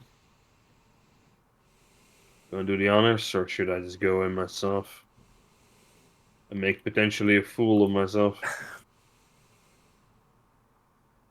When have I ever let you make a fool of yourself, Jin? Oh, I remember this one time in guard duty. This one time? In Salgard? This one This time. one time in Salgard. Salgard. In the tavern. We don't speak about the tavern. As they head back into the church building of Avia and Orthus, I'm gonna come out of the building of Kerechek. Yeah, we can do a little bit of shibidadoo, dibidadoo, dibidadoo. While they were in and conversing, the two of you dragon people outside. Dragon people. You wish to commune with Kerechek while you're here? I'll just maybe have a quick, quiet prayer to myself. I have a bit of something on my mind after what the guard in the house told me, so shouldn't take too long. Do you want me to come with? I mean, they've both gone in there, so... I mean, yes, if you want to. Yeah. That's it. Just... open mind, you know. I'm learning new things daily. Oh, well. That's as good a chance as any. Try it for yourself. I'll head inside. Mm-hmm. You walk in, and there's Kerechek warmth, but yourself specifically, you have that wave of comfort as soon as you walk in. You're not just a follower of Kerechek, nor a priest, or even a cleric. You are a paladin. Kerechek's redeemer. And your presence is always welcomed in her houses. And welcomed you feel as you walk in. Have a look around. Who else is around? The house of Kerechek is slightly more populated. I would have Yeah, said quiet. There are a number of Dragonborn praying, sitting in the pews, having quiet conversations. For if nothing else, it's a place of comfort for many. Those of the faith can come and enjoy their time. You see there are 2 Dragonborn up at the front, 1 red, 1 copper. And they are conversing. They seem friendly, smiling.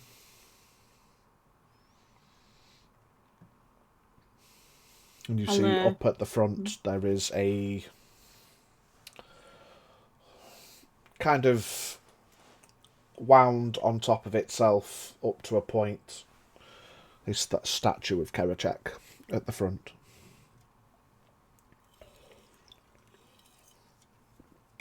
I'll have a bit of a look around for like a spot somewhere in the pews, kind of away from other people so I don't disrupt them. Yeah, the back right of the pews is back right, basically empty. That's alright. I'll Back right, that's alright. Back right, that's alright. It is literally alright. I'll look at Azura and I'll nod towards the empty pews. Would you like to look around, or do you want to sit down with me? I'll sit with you. And I'll just sit down at first, and oh my goodness gracious, Scath, who are you attacking? I'll sit down at first, and I guess it's like is it like one of those pews where at the front of your row you can like kneel down without being on the floor? If that makes sense? Stereotypical pew style. There's the benches at the behind the benches. There's sit, and then you can pull out a cushion so your knees don't get sore, and then there's like a back extension out the back of the pews if you wanted to lean forward, put your head on, or whatever you want to do. I'll kneel down and I'll put my hands over my holy symbol and I'll close my eyes and I'll keep it to myself.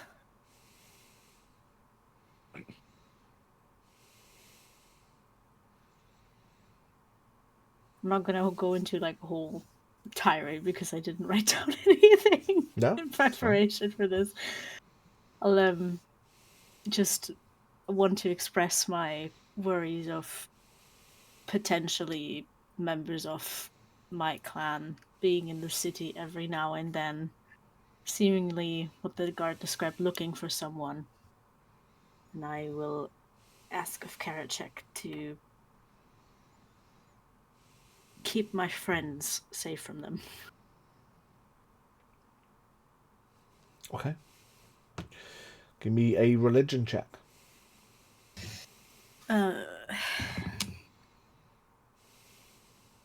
13. I don't know what that's for that. 13? Yeah, cool. Yep. You express your prayer, your thoughts, your hopes, your desires. And I'll, as I usually do, end my prayer by bowing my head and putting my index and middle finger down over my eyes to close them. And then sit back down on the pew. I'll turn to Zephyr. Whatever you prayed for, must be you and you alone. But I hope she listened, and I hope she has an answer for you. She always listens. She sounds like a good god, then. She is. It's a strange feeling. I feel very comfortable here. At peace. Unlike any I've ever known. This is one of her churches.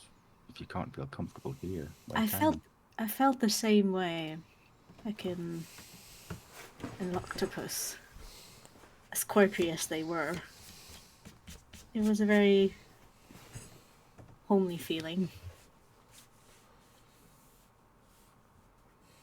I'm glad. I wonder how they're doing. Hopefully they're okay. I'm sure they will be. How does Azura look right now? I would have tried to cover my torso and that with like a cloak or like a robe that I had. The Dora Yosai one, like inside out the robe. I also would have tried to put like a hood over my head, but realizing with my horns it wouldn't go far. So probably my face and snout is still visible. Okay. You see the two like passively the two Dragonborn at the front have been conversing. Then you see the copper Dragonborn turns, walks down the middle of the aisles in the pews, approaches you both, turns to Zafira with a big, toothy, snouted grin. Paladin,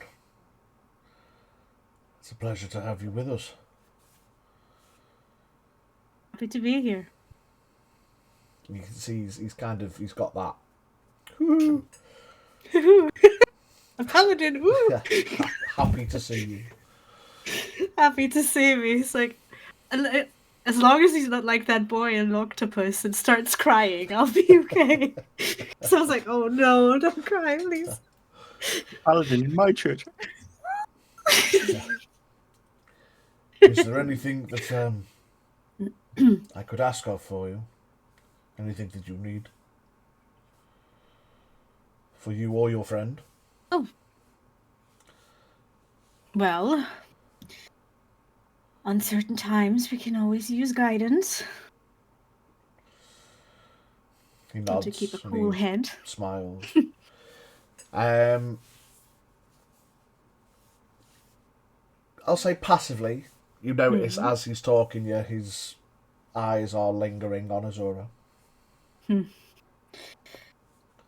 We mostly seek knowledge. I think you can probably imagine why. I'm not here to pry on your business. That is your own, Paladin.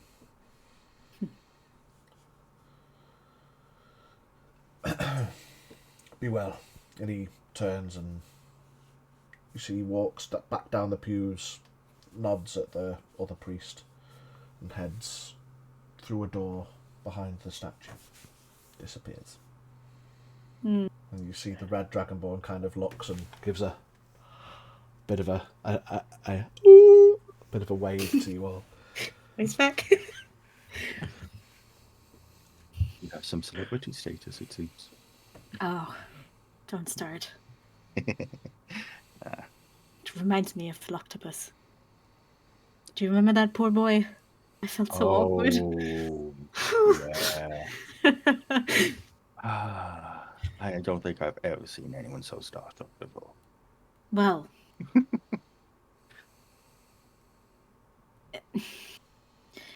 maybe it's just the connection they can sense. I mean, how rare are paladins, though?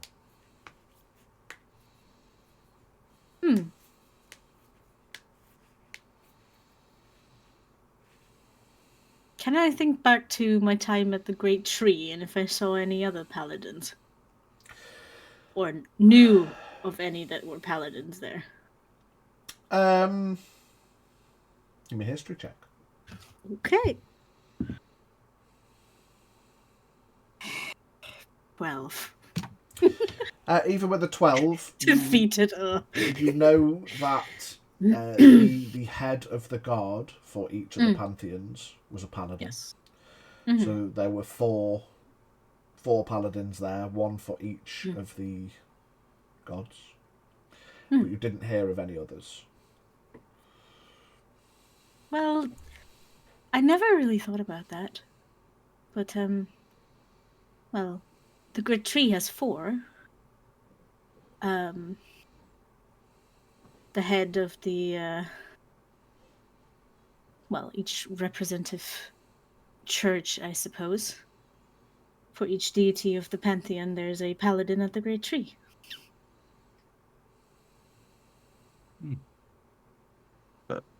None other that you can think of. No. So you are quite rare then. I don't know. I don't want to assume that I am. I'm just going by the I think reactions of people we've seen. well, I've always thought of that, this connection that I share with my goddess is something that each one of her followers feels.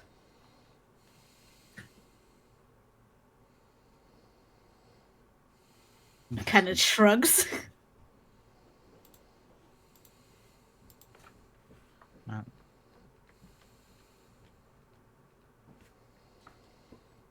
I'm sure that your goddess would. How can I put it? Wouldn't have chose you without good reason. I would hope so. When pledging my oath, it was quite an experience. I was there. Unlike anything I've ever seen. And then I saw her again. You did? When was this? The crystal ball. Do you remember? Ah, yes, I remember. But maybe not. Let's not discuss this here. Fair. Perhaps somewhere more private. Especially since our copper friend is now gone. I'll look over it. Yeah. I am pretty sure that anywhere we go in the city, they will be aware of your presence and of your location. But so much for trying to hide myself. don't. I mean, you're sparkling. It's a bit difficult to hide you. Yes, If you were a bit more dull, like me, you wouldn't stick out so much. But you're not. Dull, and I'll just gesture to the armor. Well, the armor is shiny, but my scales aren't. She kind of just looks at her arm and turns a little bit in the light. Never think of yourself as... Well. You're not. Stop it.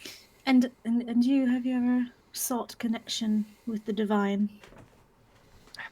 Have you ever thought about it? No. But everything that's happened in the last month, however long it's been, lost track. You can't help but deny that there's something there. Well, if you're ever interested in learning, there's certainly one I can teach you about, and Scath can teach you about another.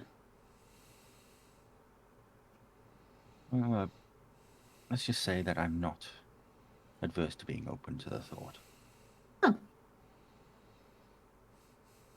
Consider it and let us know. Now I think... Well, considered. We probably shouldn't let Haru and Scaff wait for too long. Oh, yeah. Plus, we don't know where the copper one's gone. Also, you still want to see the forgive me if I say skeleton, but it is. Yeah. The copper dragonborn comes back out from round the back. Oh, look, he's back. And I'll slowly stand up. And I'll give a final bow to the statue. With my hands over my holy symbol. Do they have, like, a collections box or something? Oh. Yeah, at the end of each of the rows, there's always alms boxes. I'll put 6 gold.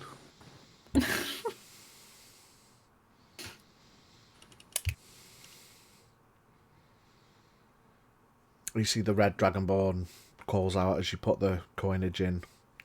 Says, "Thank you, friend." It's a pleasure. If it can help anyone, then it's better here than in my pocket. You see the copper dragonborn's kind of stood there, kind of eyeballs you, and then turns to Saphira. He just kind of drags his head down as he bows. "Paladin." I shall do the same in return. "Paladin's friend." Just nod to him. He just kind of slowly nods. Oh yeah. You. Mm-hmm.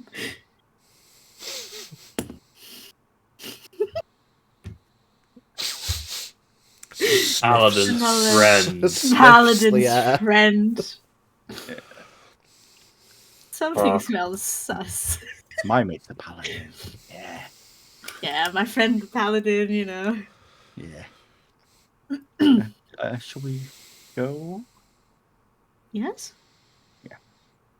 Head back out. As we're walking out, you'll have to explain to me, what does that symbology mean with the closing of the eyes? Oh, it is how we end our prayers. It represents Kerecek's tongue. Ah, interesting. Thanks. Just wanted to know, that's all. There you go, now you know. The more you know. The more you know. As you two walk out,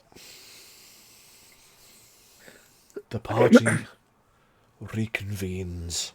The two conversations had. Oh yeah, you need to have your conversation. And then so. you see Scaff walk back inside. They turn back around as they see us. Oh man. Are you both going back in, or was it just Scaff? Oh, you forgot something. I think we're both would, yeah. Yeah. So you walk out, you're having your conversation, these two come out, you turn and go back in. Look, well, well, fine. maybe, I think they're having a bros moment. I don't know. A bromant. Why is Haru going into a church? Puzzled Saphira look. I didn't know he was. Huh? He will. Yes. I will look for the nearest cleric. Yeah, there's the two chaps at the front of the Avia church near the statue. Apologies for interrupting. Give him a bow. Not interrupting at all, friend. How can we help? I am looking for someone with the ability to find someone via ways of divination. Oh, They kind of look at each other. One of them kind of shrugs a little. We are but humble priests.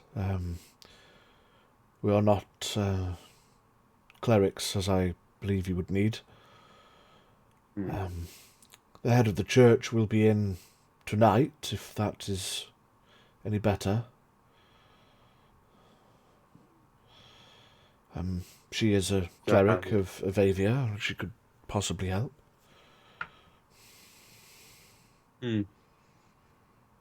Possibly, indeed. Thank you. I'll keep that in mind. No problem. I'm sorry that we could not help you more. Is it someone that you could find without divination, perhaps? Maybe asking the guard or the guard, just to make sure I enunciate that clearly. Just ask the guard. That's the guard, mate. Just ask the guard. There's 4 of them. Just ask one.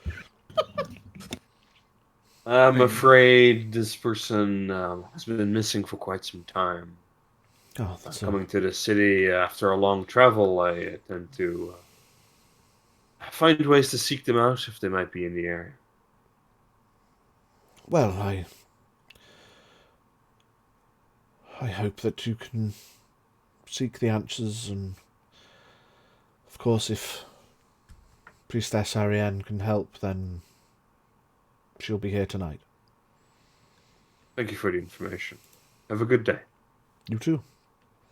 And they both give a slightly longer nod to Scath.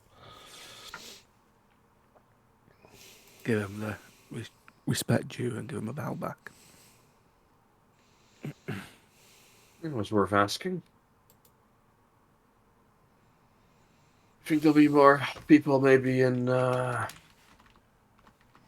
Shrine of Kerecekian, Scott. It's always worth asking. Let's see if the others are out and done yet.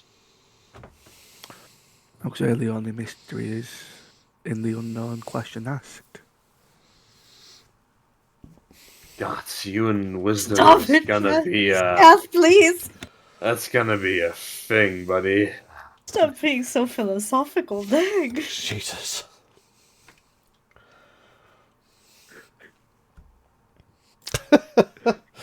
I lost the plot there. Scaff, I'm sorry, you're very disorientating at the moment. I have to come up with a new mental image instead of gecko face with eyes going in multiple directions now. Alright. Question. Just for thematics, like when you're going to cast a spell, are you able to just like play with it in your hand but not cast it?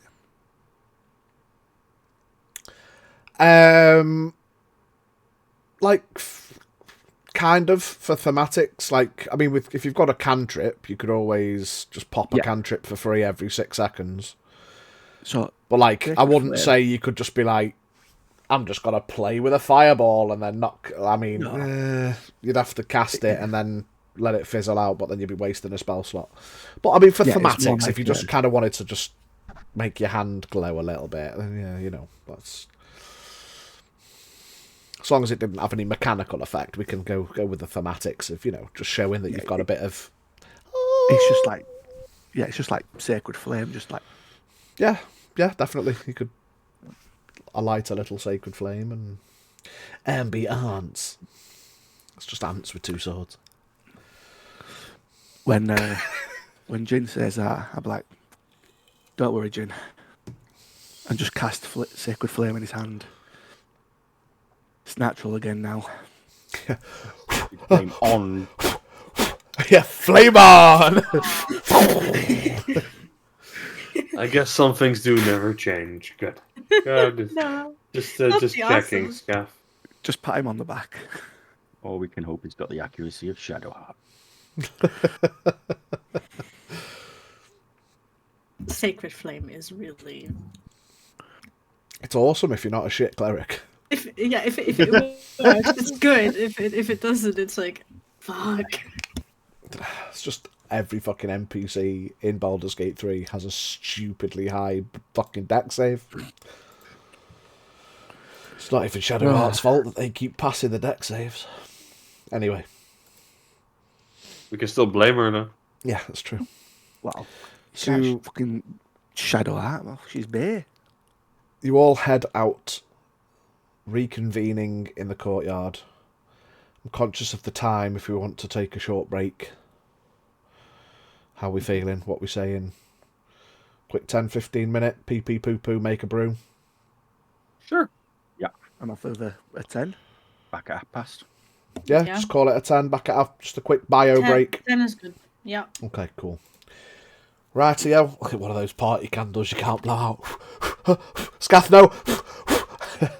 Right, guys, we'll be back in 10. Toodly-doo. Diddle-a-doo.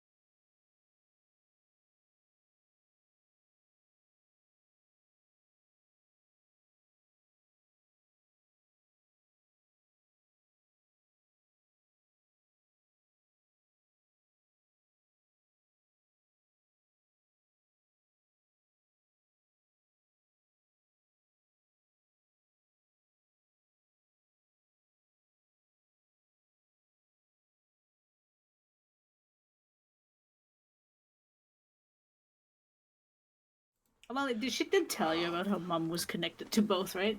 Oh, we're back. Hi. All right, Pip. Oh, Go back to the bed.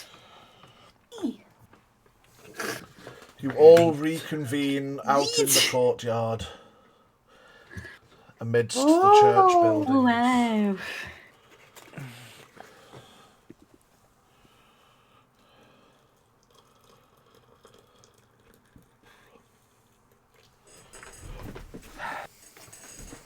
Go on then. Well, did you Eventful forget? moment. Did you forget something, or Or just offended by us and offended by our presence? Grossly No. offended, obviously. Obviously, Haru smirks.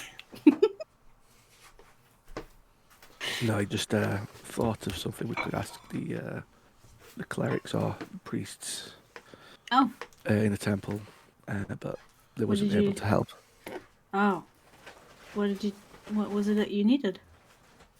Need to locate my father, see if he's in the city. Oh, Is there any clerics of Kerecekian present?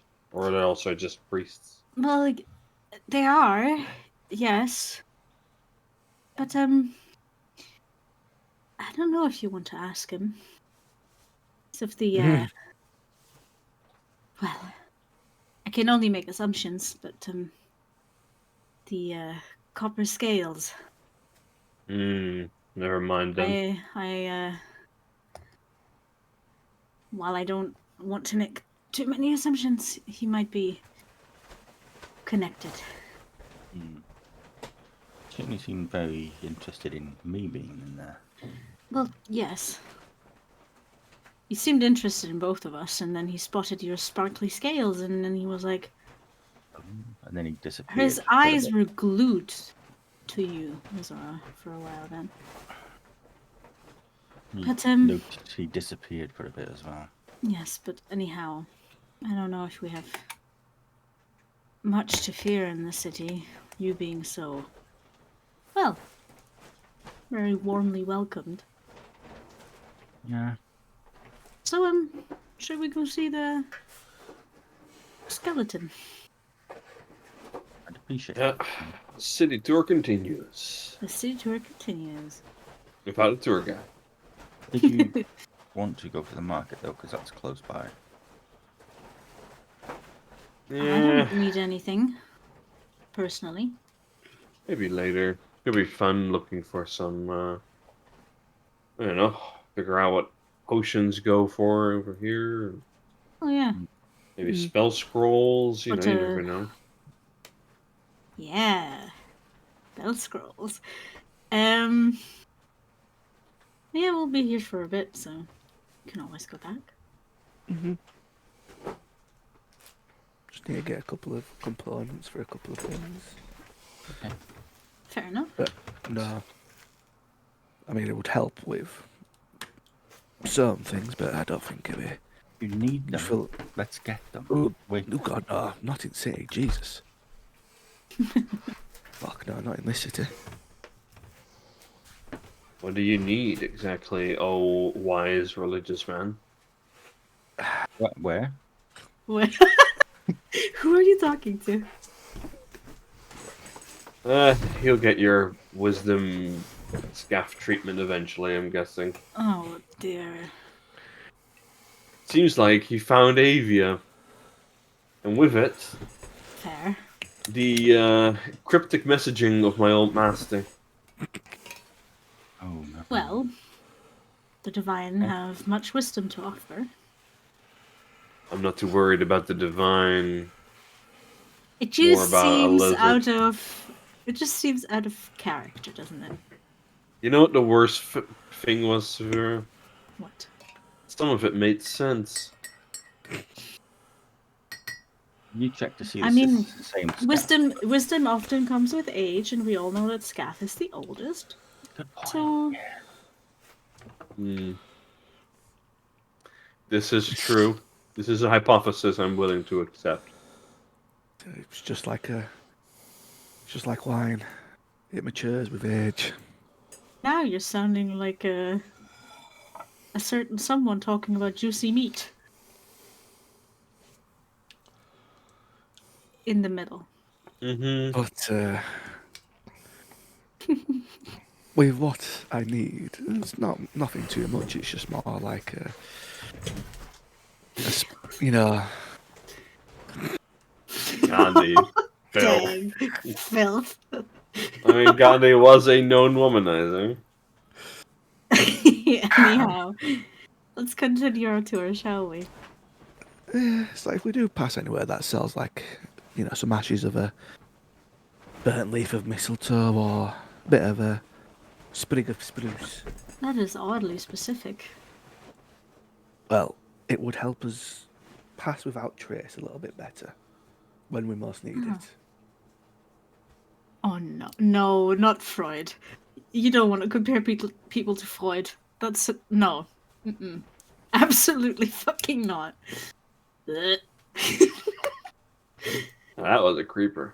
I'll let Scaff and Azura lead the way as we try to locate the skeleton, and I'll fall back with Haru. My lady. A little bit.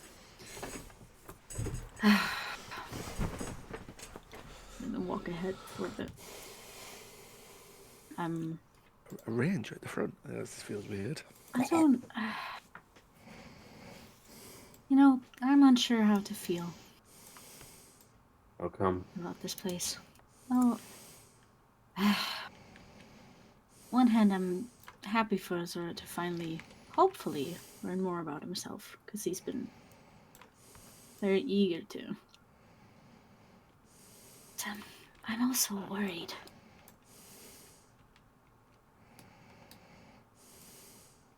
Yeah. Place seems a little bit, I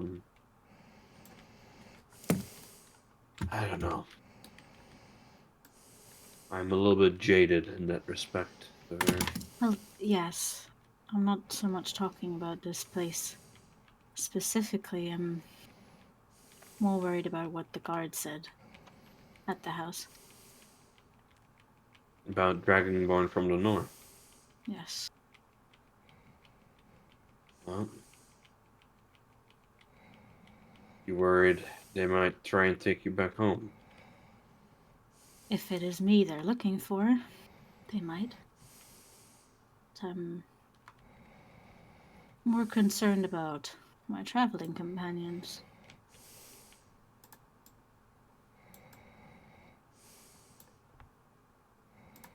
Traveling of anyone else that we should know about?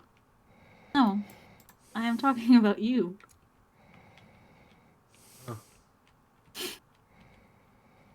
We'll be fine, so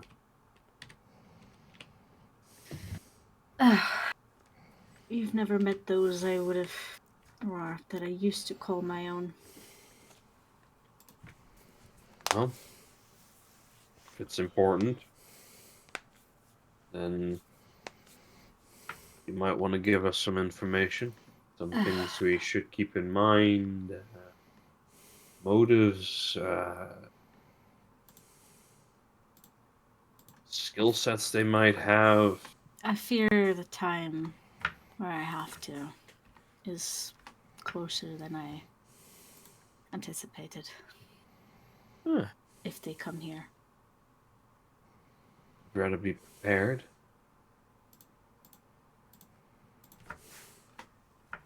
That's That makes true. any sense. Well, We won't judge. well, You know where I came from. I had a wonderful childhood. yeah, I know.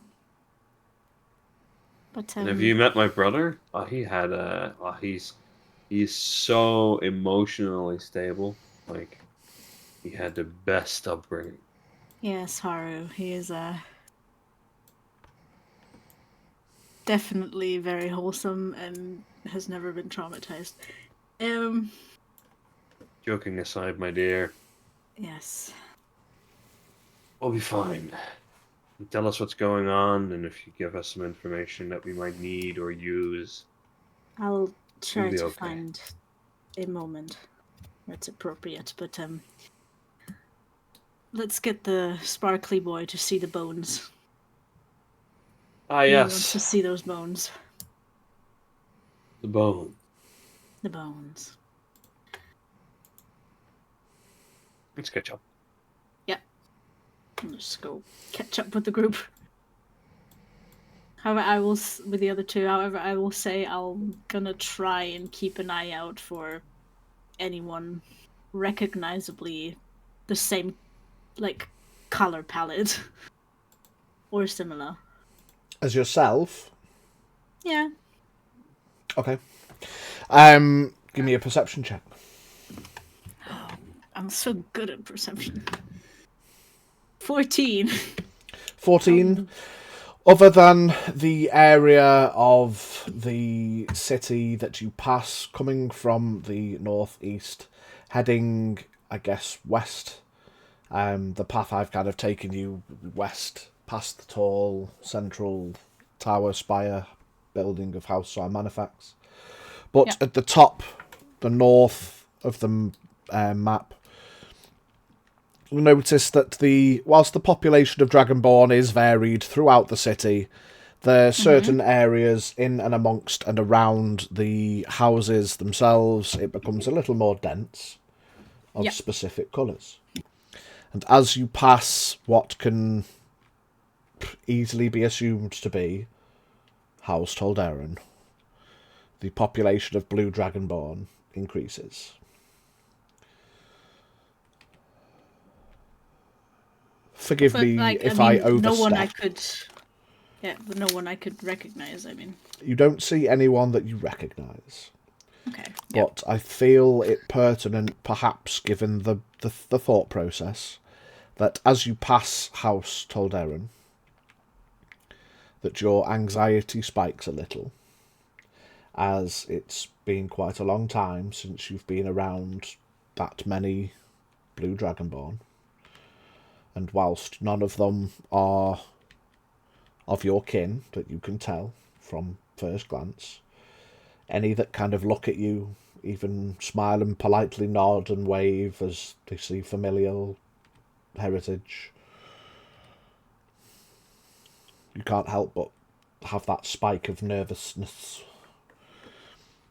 as you pass House Tolderan. And you continue westward. You see the tall spires of House Xarmanifax.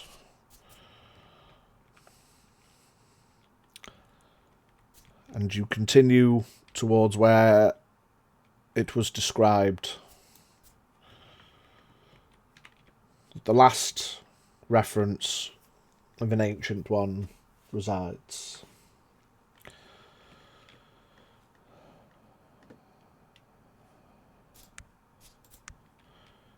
As you round this corner, you can see, or I suppose as you're coming down this road, you can see in the distance just the tips of the wings of Xarmanifax. And as you round this corner, that's not where I measured from. Oh, bollocks.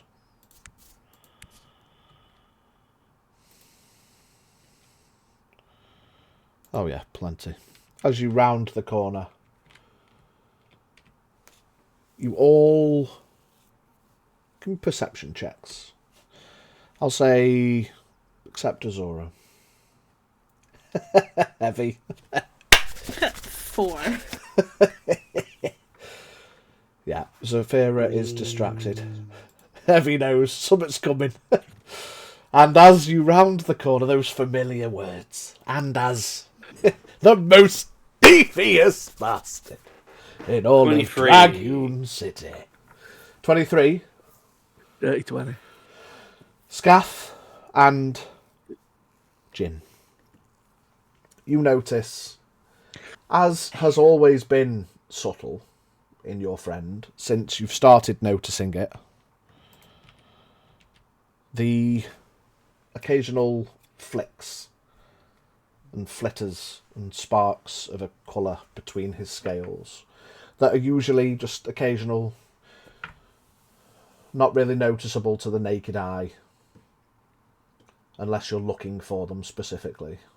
Because you know they're there, you notice that as he gets closer to the skeleton, they start to become a little more frequent. The flicks and flickers of almost imperceivable colour between the scales become more like,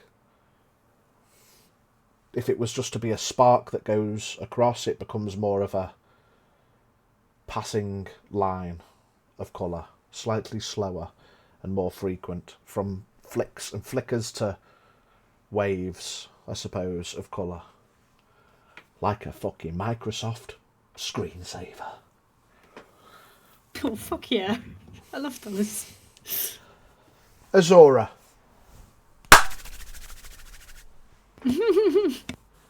Give me an intelligence, a wisdom, and a charisma saving throw. Right, my 3 worst. Thank you. Yeah. And the All with a- BBEG Microsoft screensaver. All with a +3. All with a +3, because Zafira did say she caught up with you. You lucky bastard. Oh, first one, whichever one you said it was. That's a nat 20. Intelligence, good, the least important. I'm only joking. Carry on. Nat 20, pass. Second one is wisdom. So Wisdom. 16, 19. Okay. And the last one, not so good. Which is the charisma, which is 13. Cool. Can you remember what it was that spiked in your mind that time that felt like it hurt? It's the time where my wings, when I used the gem wings, and it felt as though the bones at the back were bursting through my skin and scales. Do you remember the thought that was in your mind in that moment? Oh God, I can't. It was bone. Bone. Whether it was a thought or a feeling or an emotion, you just had bone. Yeah. It was just the thing that came through. So with your natural 20 pass, you take 11 points of psychic damage.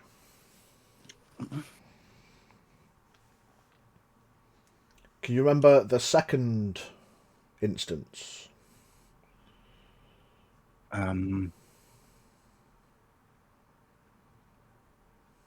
It was a little more, but on the similar vein. It was.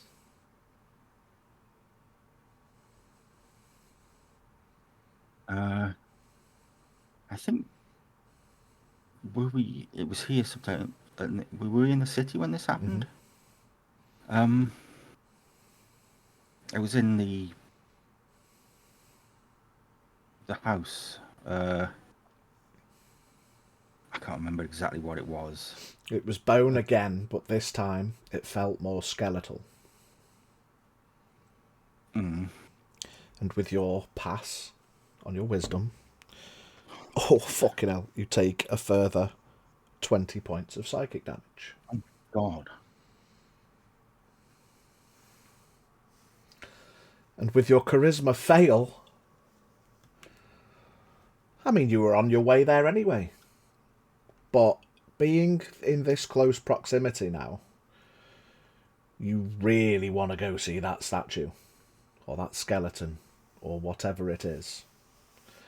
And you all see as Azura kind of looks up in awe, his mouth almost agape, as he kind of just bears the presence of Xarmanifax.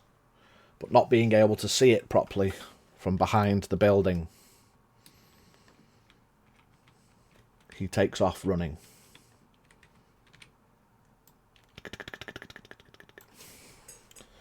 And takes Did he, like, yeah, I was gonna ask, did he, like, visibly flinch or anything at all? No, he's just taken Damage and just he may basically have froze and staring and then just... the first two, I'd say probably not. The third one, you take a further 25 points of psychic damage. Oh. And you probably see him wince. Probably winces at that one, because that was your failed save. But accompanying the damage, you really want to get to that statue. And he takes off running.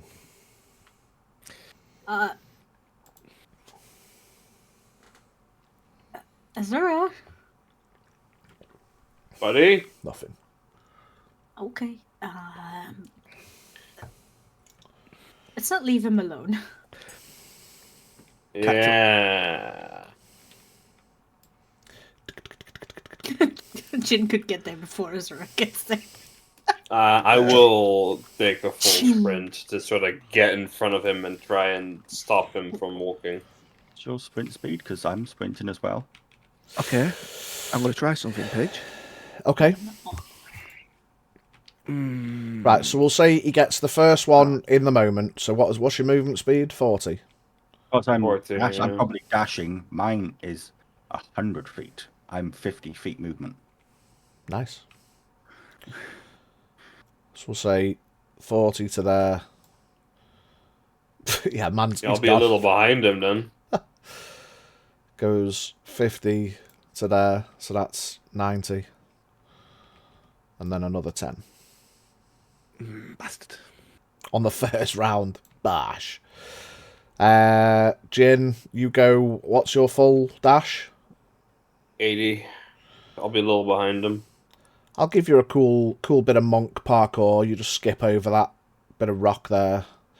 So you go 60 to there, and then another 20, like just by the corner, as you see him round the corner. Alright. Scaff, you said you were going to try something. Yeah, I'm going to try and cast command and just say hold. Ew. Oh no. What's the range on it? 60 foot. 60 foot. I'll say, because we're loose. We're loose. Give me...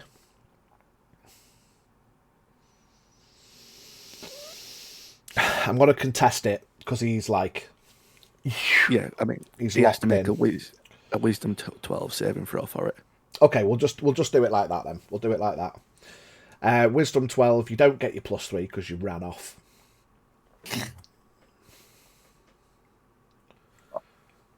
11. 11? There's no So you failed there's it. no then. +3 if you leave Mama's F behind. And then it's just a little, say, halt, because he's just taking Mama's running. F! Mama's And F. all halt does, the target doesn't move, takes no actions, flying creature don't matter, provided that he's able to do so, stay aloft, blah, blah, blah. Nah, yeah, it's just effectively doesn't move and just takes no action with command halt. Okay. Because it's like, no. So we'll say then Jin reaches Azura as he's kind of just like he's running.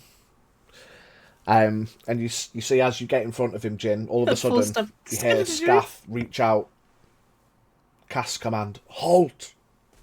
And you see Azura just kind of lock up, and he's just looking like straight past, looking through you.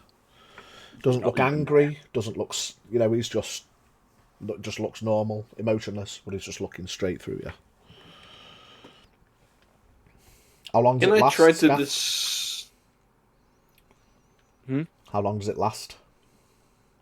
1 round.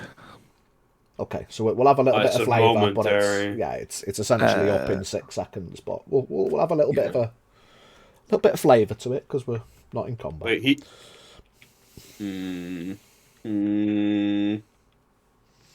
quickly check if I attuned to the damned thing. I did. You cannot make saves in this state, I right? can. I'm not held. I'm just standing there. All it says is hold. The target doesn't move and takes no actions. That's all it says is halt. Fair enough. Yeah, so he's just stopped. It's basically a miss ago. He's just stopped for this round. And then the main part is some typical commands and their effects follow. You might issue a command other than the described here. If you do so, the DM determines how the target behaves. If the target can't follow your command, the spell ends. Yeah, so he's halted. Yeah. So are you gonna run as well then, Scaff? We'll just call it your turn-ish. Yeah, I'll catch up to them both. Yeah. So you'll go your 30 because you cast a spell, so you can't dash. So you run up that way. Zafira, Yeah, I'll catch up as well. I'll dash though. dash. Have a look at Azura. What the fuck? Yeah, he's just normal look on his face, just staring straight forward. What were you gonna try and do, Jin? Cast hold person. Oh.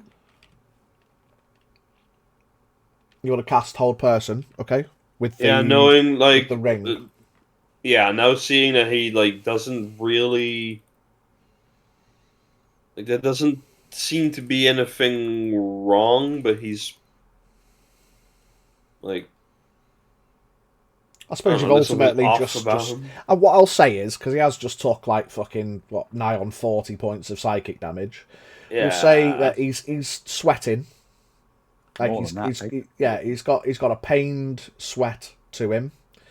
And I'll say there's a little bit of blood coming out of his nose and his ear. Oh. Ooh, that's not good. Yeah, observing that, I will definitely try and cast hold person to like not allow him to get any closer to where he's going. Okay, what's the save on that? We never determined that. So does it not say on it? Oh no, I did. Did I make the actual item? I can't remember where we're at now. You did. Let's see. It's a Wisdom 11 by the looks of. If we just go by the spell description as it is in D&D Beyond, it'd be more than that because it's. So it'll be. I can't remember whether I made it or not. It'll be an 18 anyway. 18. Yeah, all of Poppy's rings are an 18 save. Unless yours is better. It's now Zafira is stood back next to me. I get the save bonus. If she still considers you an ally, yeah. No, not anymore. Not my enemy. No. Not when you're acting strange. No. We're only using you the entire time. No, if you give me the specifics on the spell, like or not spell but the aura. If you know that you're, like, if Jin's trying to cast something, I suppose you could just temporarily not count him in your aura?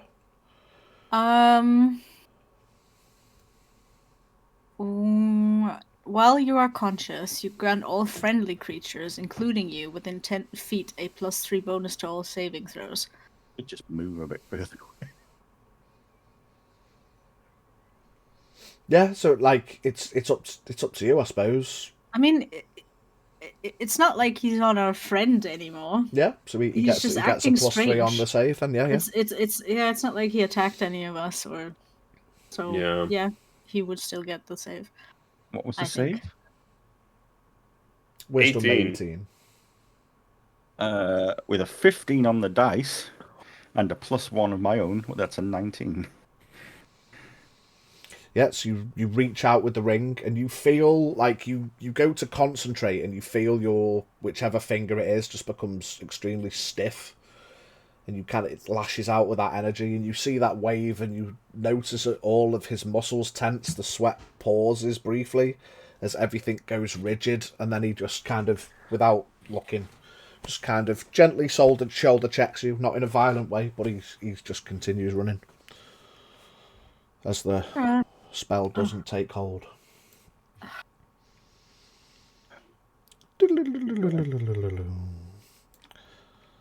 And as that round comes to an end and Scath's halt runs out, he takes off running again. I'll just Good try. give Jin a bit of a look and I'll catch up as best as I can. Or as fast as I can. Yeah. Being so heavy. Ooh.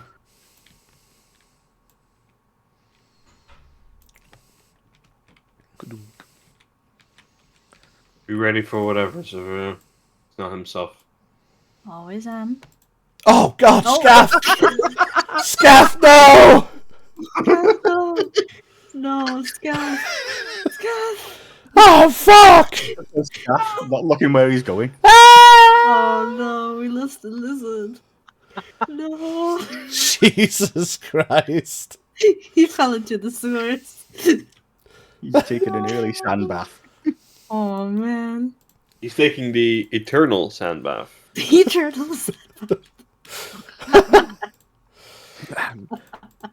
The eternal sandbag. Not hunting grounds. No, it's the sand bath.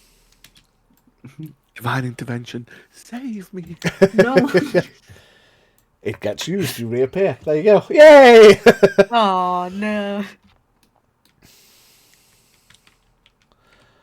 So you all round the corner.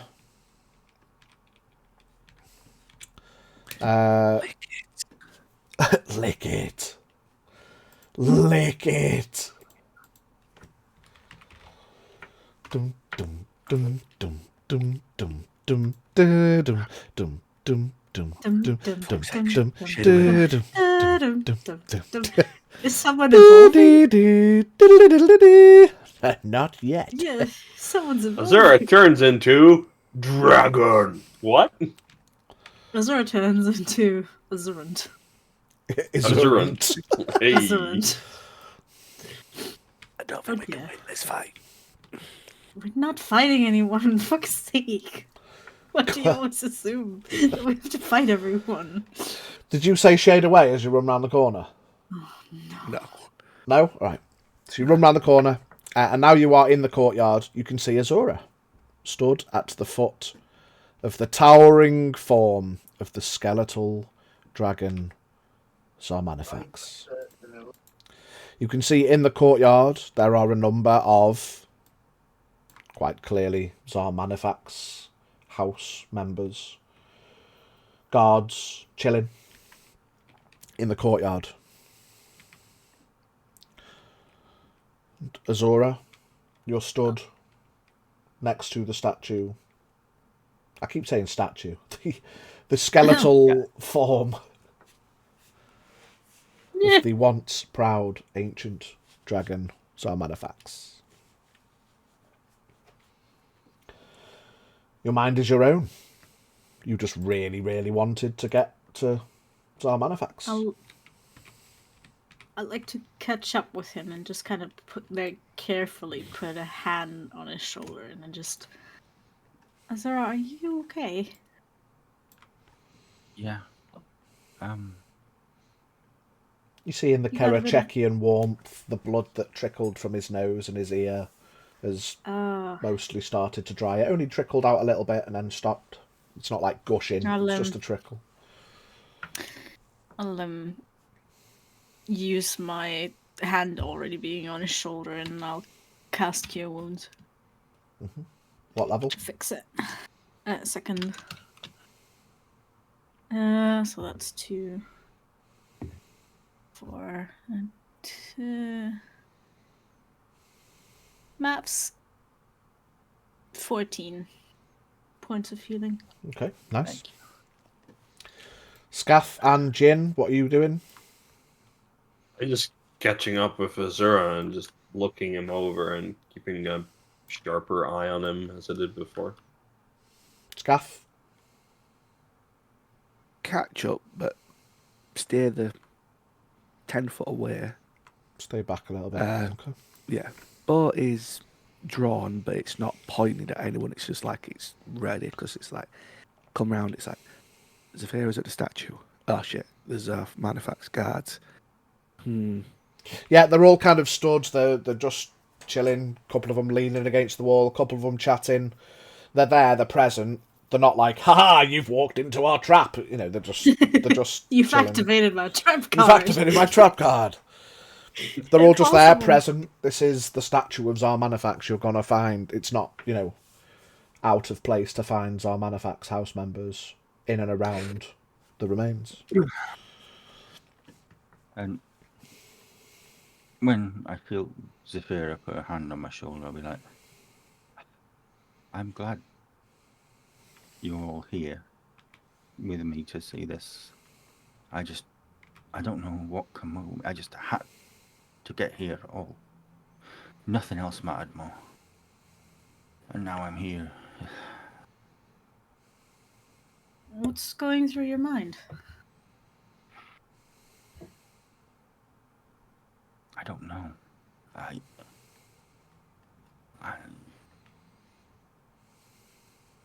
I don't know why. I just had to get here. And would I have felt something when I took the psychic damage? Was there anything in my head, or the flash again? Bone, skeleton. That strange familiarity that you felt when the Xarmanifax guards cast Emissary of Xarmanifax on you. That kind of... That, like, it went from, oh, cool, I want to see this statue, to, like, oh, like, almost as if it was something you made, or it was your statue in an exhibit that you really wanted to go see and show people.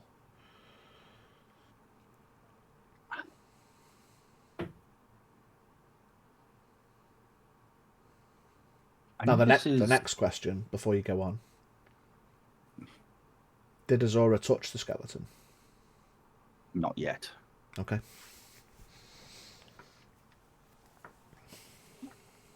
But there is something that I want to do. Chop it. Chop it. Twist it. Bop it. Bop it. I want to use my telepathy. Oh. Mm-hmm. And almost reach out to the skeleton if there's anything there. It's like, just speak to the skeleton and like, who are you to me? Why do I have this need to be here all of a sudden? Oh, God. I want to know more. Oh, I could have just dropped the cheesiest fucking line. I can't. Luke, I am your father. Azura, I am your father.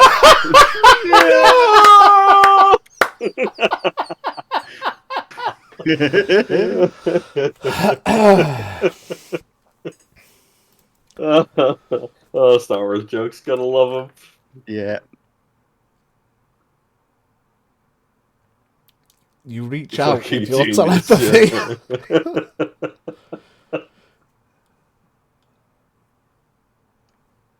Nothing happens. You reach out with your mind as you would to reach into the mind of another. As you've made connection a couple of times when you've sent messages to people or tried to question them or speak to them or pass them a message. And as you look up to Xarmanifax and you reach out with telepathy, it could be argued that to reach into somebody's mind, there would have to be a living, cognitive brain, a mind for you to reach into. But this is a skeleton. There is no flesh. It's inert. It's a skeletal statue, the remains of an ancient dragon. As you reach up with your mind, or reach out with your mind Nothing happens.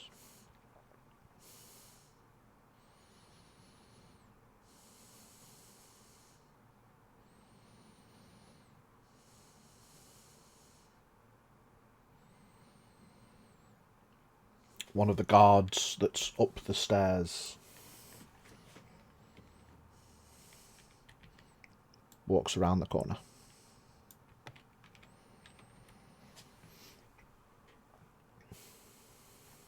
You're right, Azura.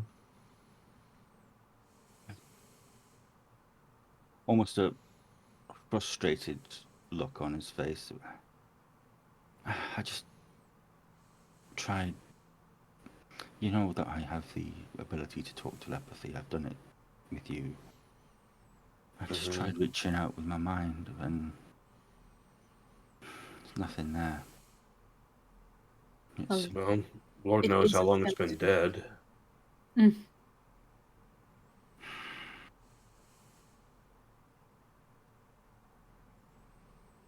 I mean, I've heard of ways that there could be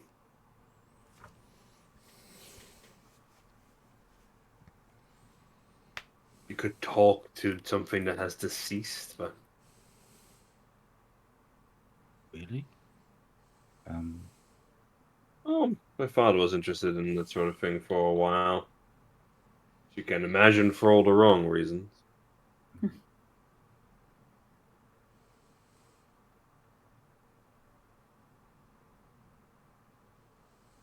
Kind of looks up the skeleton. Well, it is quite magnificent to look at. It is. Oh, there's something I want to try, but I don't know. Ooh. To connect to one's future is to connect to one's past. And to do that is but to touch the past. Just a fair puzzled look on her face again. Just that woman with like the math equations around her. Just what? Boy, what the hell, boy? What did he say? Just Who are you? Is this what you were talking about? yes. Oh, You God. see how confusing this is? It's very confusing. So what are you saying? Touch the past to learn the future. Learned that. Why does it make sense? Why does it make sense? Jin is having an existential crisis. I don't know. Is it disrespectful to touch bones like that? I don't. It's not like an exhibit at a museum. It's not like gated off. Do not touch the merchandise. It's just there's like velvet rope around it. like as you pay attention to it now, you look, and it is as if it's just stood. It's stood, balanced on its feet. It's not a mini with a base. It's just as if it stood on its hind legs, reaching up as if it was roaring out one last time. Well, If I'm going to do this, can you just step back a bit, just in case? sure. Take a step back.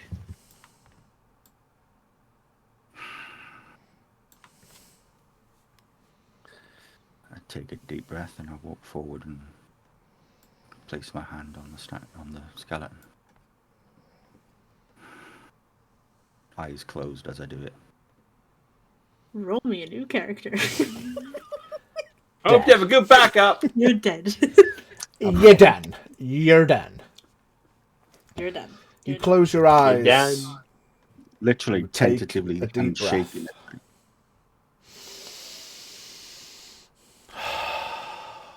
You reach out and you touch the skeletal form of the long deceased ancient dragon Xarmanifax. It collapses, crushing you.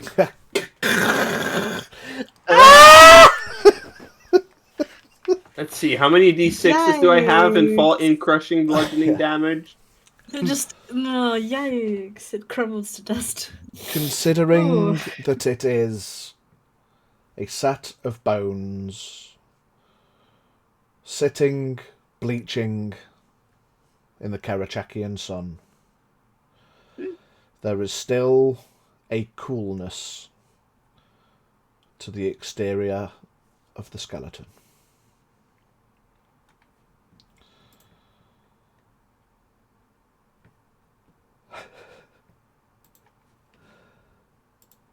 What's the third stat?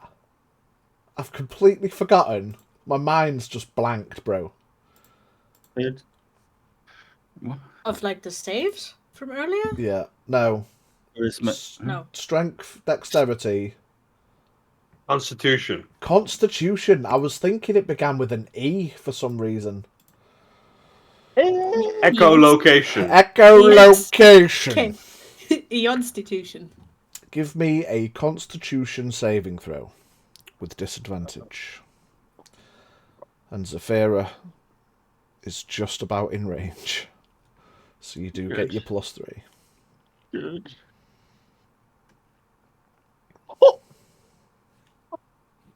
With a 19 and a 20 on the dice, with a +9, that's 28. 28. At disadvantage. Okay, cool. So you all see, in the moment that his hand touches the skeleton, we'll go into a bit of a slow motion. The colour drains from Azura. He turns from his bright and shining gem-like blue with flickering rainbow sparkles to a pale white, not too dissimilar as if a snake had shed its skin. The paleness pulses across his whole body. His entire body in that moment turns a pale white. Almost immediately after, his whole body pulses again, and his entire form becomes a bright and shining copper. His skin then pulses again and returns to that bright blue, except all of the gem-like scales and protrusions from his body turn a bright gem-like green. All of the green gems, this is all happening like almost imperceivably quickly. All of the green drains out of his gems and settles on his skin as all of his skin turns green. You take 20 points of poison damage, and you are now considered poisoned.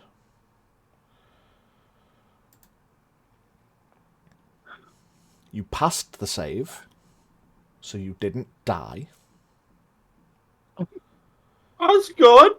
As the green coloration turns an ash grey, and some of his loose skin, loose scalings, flickers of ash drop from his form as his soul nearly leaves his body.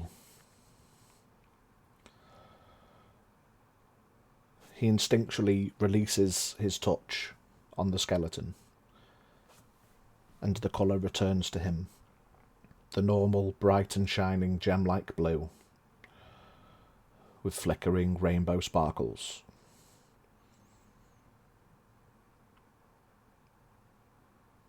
You nearly died. Oh no. Oh, I know what they want now. Oh no. As time kind of catches up with itself, you see a number of the Xarmanifax house members have closed 10-15 feet, sweating, panic-stricken across their face, and almost in unison they all shout, "Don't touch the skeleton!" Oh my. Cheers. Thanks. Oh, jeez. I just rolled into and I collapsed to the floor. And throw up Oh. all over yourself. Oh my gosh. Jin, with your passive so high as it is, you instinctually look up towards Xarmanifax Tower,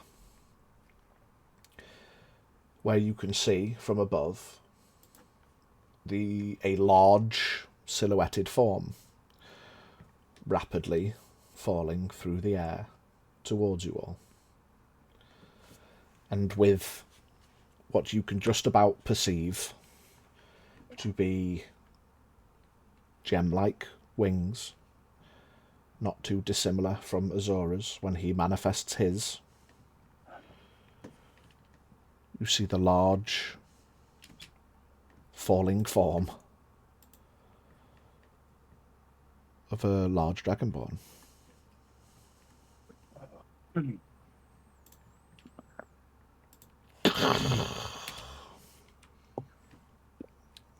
Who lands next to you all.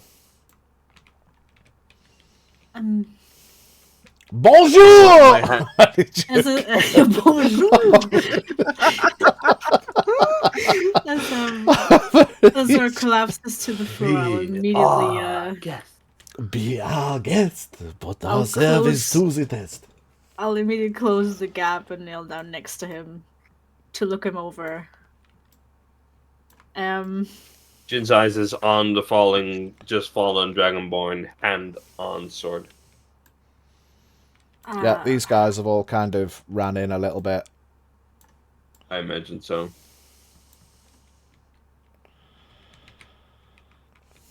Yeah. I wouldn't know that he was poisoned, right? I mean, you could probably guess. I'll just give you that one. Man looks fucked. He looks like he's just eaten fucking 3-week-old bin fish. Okay, so he's still poisoned. Yeah, he's hella poisoned. Okay, He's hella poisoned as an aversion to being dead. Hella poisoned. I will use 5 points of my lay on hands to get rid of the poison. Okay. And I will use he stops throwing up. And I will use the remaining 30 to get him back to his feet. Okay.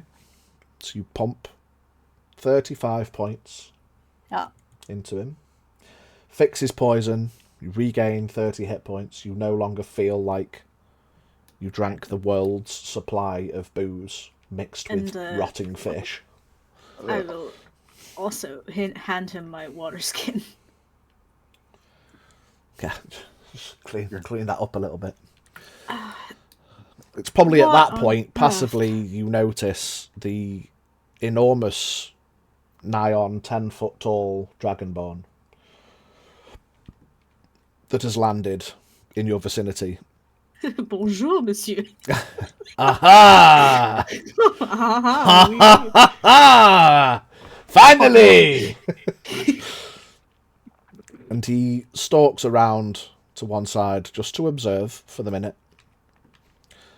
My eyes now you can are following see him. Yeah, you look at him, trying to get close with the camera without fucking zooming all the way in. So you can see that he is a copper dragonborn. Fucking massive. Ooh. Yeah.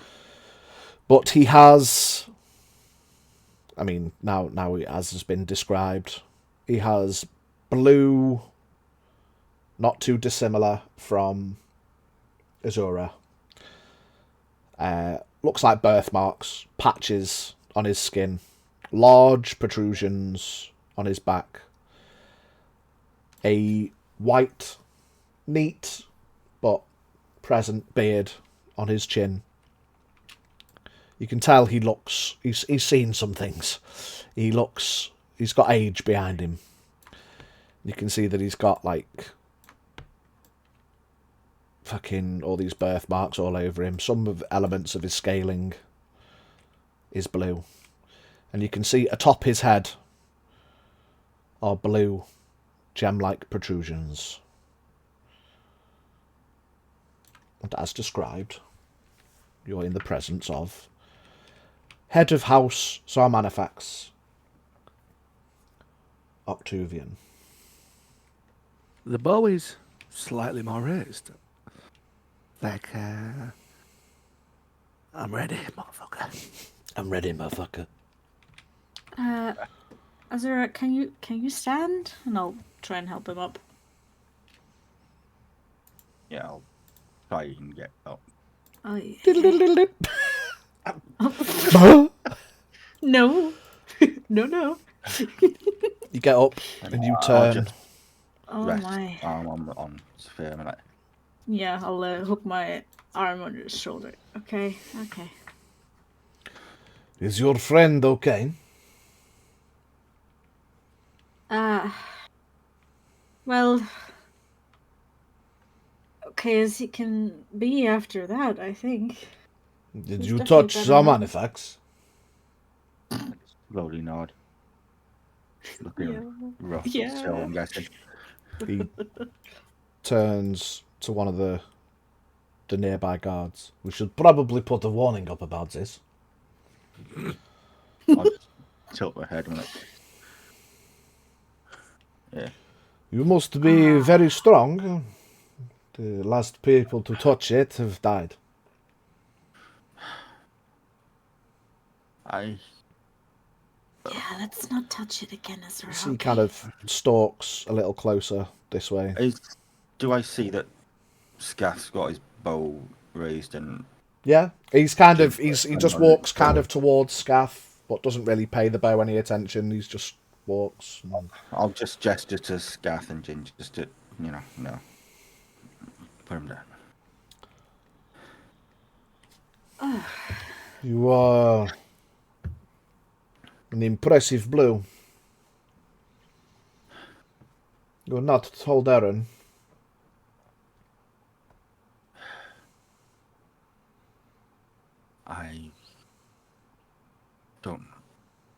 I'm not from here. I have no house, if that is what you mean.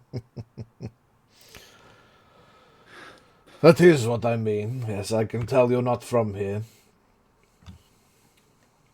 And you didn't die when you touched Xarmanifax. So you are clearly strong. What is your name, friend? My name is Azura. Strong name. I am Octavian, head of House Xarmanifax. I'll just nod. I was wondering when we'd meet. Well, perhaps it could have been on better circumstances. I have received a couple of messages that there was somebody of interest in the city, and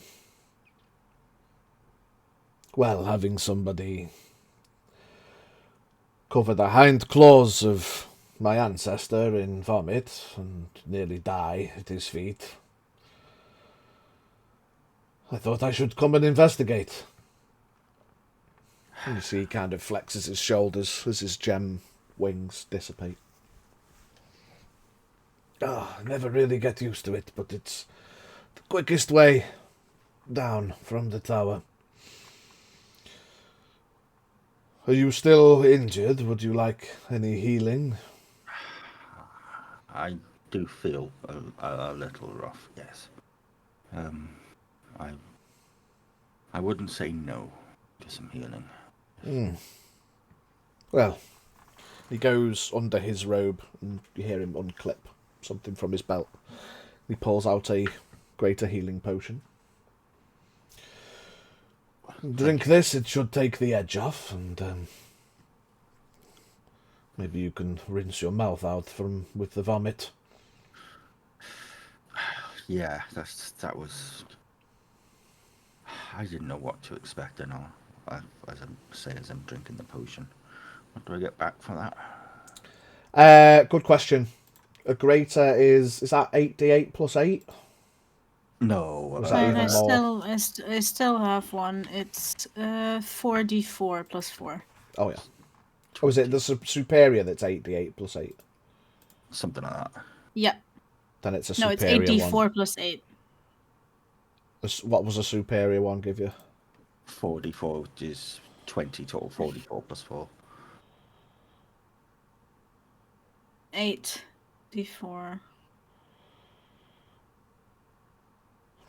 Yeah, 40. Plus 8. 40. Yeah. So is it superior or a greater? Whichever one's better. Superior. Okay. Yeah. I'll let go of Azura as he finishes drinking the potion. It is a good job that your friend was here. Very impressive. You were a warrior lady. It's good to see. Are you hostile, Arun? No, I'm not from the city either. Oh. And are these your... You see, he kind of hesitates for a second. Colleagues? Friends? Yes, these are our friends. You see slow nods, like a look of knowing to you both. Yes, I have many colleagues as well that are not dragonborn.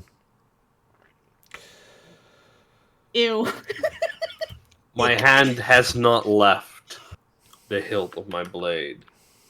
I'll look over at Jen and I'll... Haru, I think it's alright. You seem very tense. I came to investigate that somebody nearly died. You have your bow, you have your blade.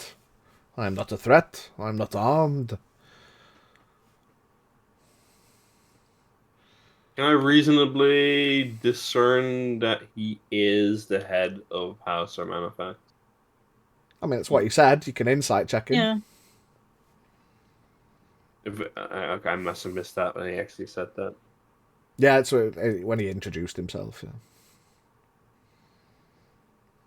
Do you still want to insight, or did you not think he'd said it? No. Oh, yeah. I didn't think he said it, yeah. If you would like to come into the tower for refreshment, I feel I have a great many things to talk to you about, Azura. Your friends and colleagues are welcome too.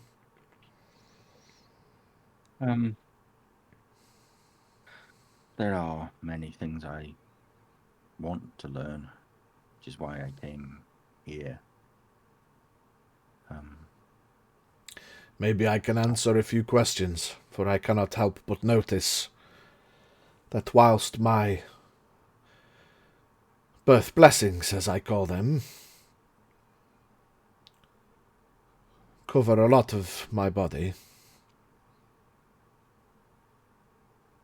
I cannot help but notice, as robed as you keep yourself, perhaps to disguise, you do stick out like a sore claw. There is no hiding that, Azura, my friend. On saying that, I'll take the hood down from my head and... Passively, you hear a couple of the surrounding chaps. They're all like... Ooh. Like the aliens on Toy Story. Ooh, the claw. The shiny one. Oh. You see, like, Octavian's eyes get a little brighter. He looks up at Xarmanifax and looks at you and nods.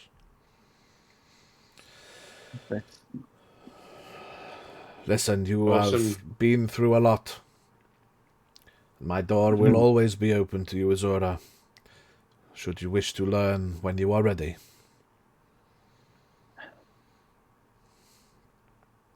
I think there will be a time when I will take you up on that offer, because I feel that you have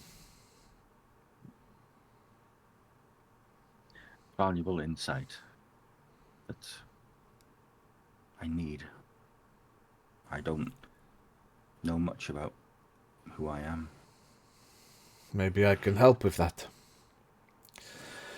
I think I would ask that, out of respect for his remains and for my displeasure in cleaning up dead corpses, that you don't touch the statue again.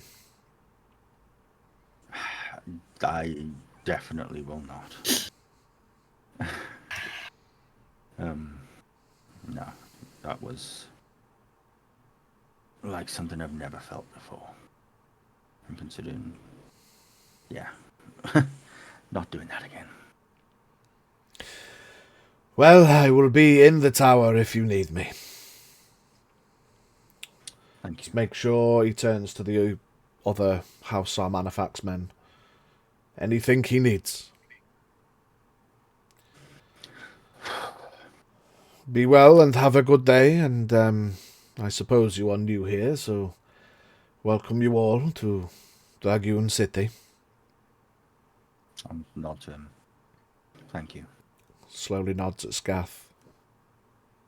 Nods at Saphira. Cocks his head a little bit. Slow nods at Jin. Give me a deception check, Jin. God. No, that is well deserved. Man's been gritting his teeth ever since he showed up. 17 straight. Uncocks his head. Smirks. Turns and walks back towards the tower. He's got one hand that he's kind of just had in front of him. He's been gesturing as he's been talking. Then he puts both hands behind his back. Just does that walk with the hands behind the back. Makes his way to the tower. I know who he reminds me of now. Mm.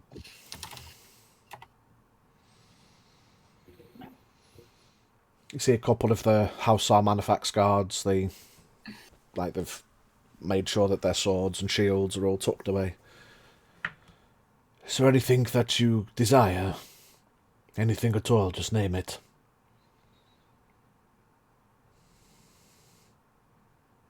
I think right now I just need somewhere to sit down and rest, because I don't know what the hell just happened to me. But that... You want a beach bar? What do you mean, in danger? They got the beach bar? They got the beach bar? Take away the beach bar. Smack. One of them walks up. Do you mind? He reaches out his hand for a handshake. Okay, I'll take a step away to give him some space. I'll reach out and shake his hand. Yeah, give me a charisma saving throw. Oh. As he casts Emissary of Xarmanifax. Oh no! Not this shit again. Zephyr was in range, luckily. Yeah. 18. 18. Meets it, beats it. You feel that wave of familiarity, like you did last time you were face to face with a number of members of House Xarmanifax. And that wave of familiarity comes across you and then passes. It's not uncomfortable. But in the past, like... Give me an intelligence check. Intelligence check. Me. Yay. Or history. Both +0, but that's a 15. 15.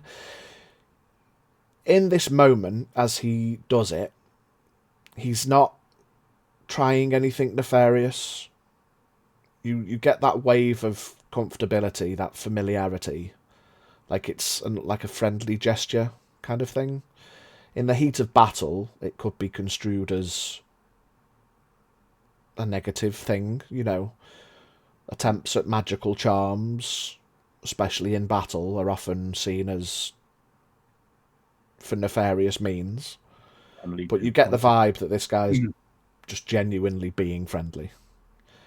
And, like, trying to express his friendliness in one of the few ways that they can.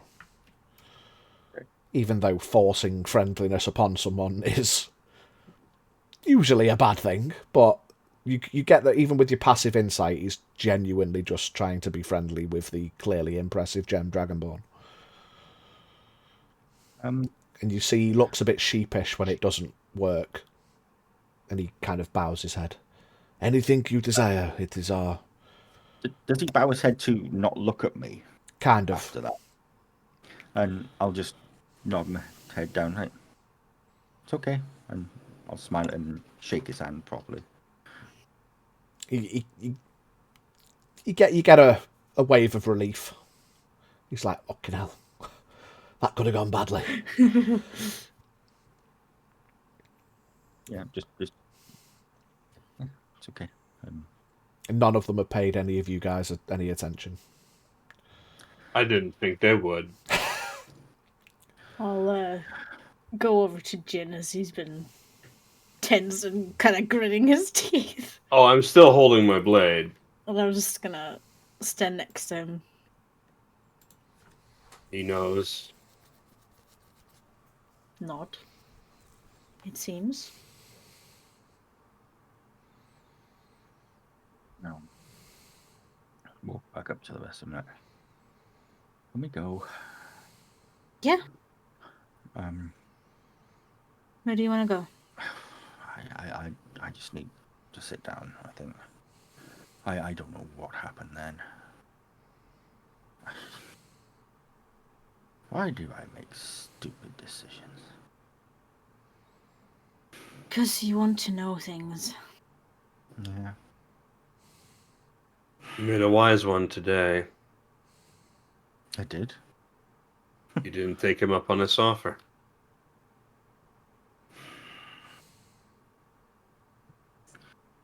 Yeah, but he may be the only one that can answer my questions. My gut's telling me he can't.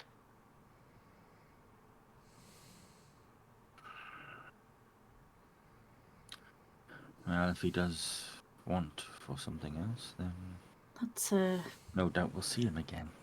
let's find a place to rest, and we'll discuss it.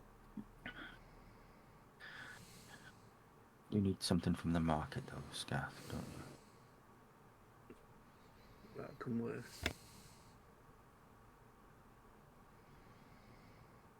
There'll be another day tomorrow. Mm-hmm. How about we head back to Magda? Yeah, that's probably a good idea. You can probably use a bath now as well. Yeah. You smell like vomit. I look like it as well. Yeah. Thank you, though, Zafira. I knew I was the reason I wanted you all to come with me. Well, we weren't gonna let you walk around the city by yourself anyway. Now let's go. Give me a perception check, Alright, Azura. Dragon Prince. Perception 18. Then 18, as you finish talking to your friends, you kind of instinctually look back towards Xarmanifax. And you see just disappear out of view, crawling behind one of the ribs, a tiny black winged creature.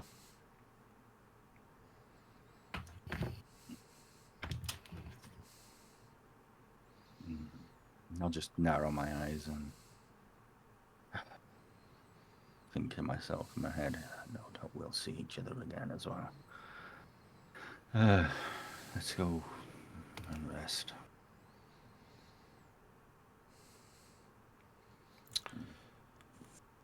Start walking back.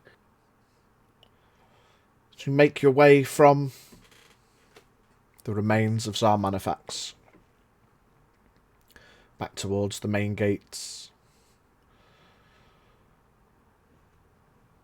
heading back to House Gulreen. As you approach, you hear that familiar high-pitched whistle that you did earlier. I think you two were probably too busy in the bath. But I don't know what you're talking about. Journaling takes a lot of attention. You have to really focus on writing. But as you approach, you hear that familiar whistle coming from the inside. And then the 2 front doors open. The guards step out. Back so soon?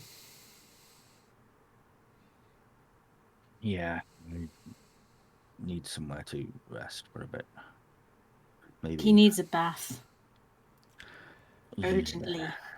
You see the guard goes to say something and then doesn't. I'm sure that can be arranged. Well, step inside and I will fetch Magda. Thank you. Step in. You all step in. It closes the doors behind you. One of the guards walks off. Goes behind the beaded curtain. Is the one I talked to earlier that day, is he still there? Mephis is back at the table. No, I mean the guard I talked to. Oh, yeah, it's the same 2 guards that were there when you left. It's the same two, still. Yeah. Okay. That's why he said back so soon. He recognised you. Okay. Does my lady require some tea? Actually, yeah, I think I'd like some. Very well. Very well. Very well. It will be I done, will my lady. Puts a I'll walk tea off towel into the over his direction.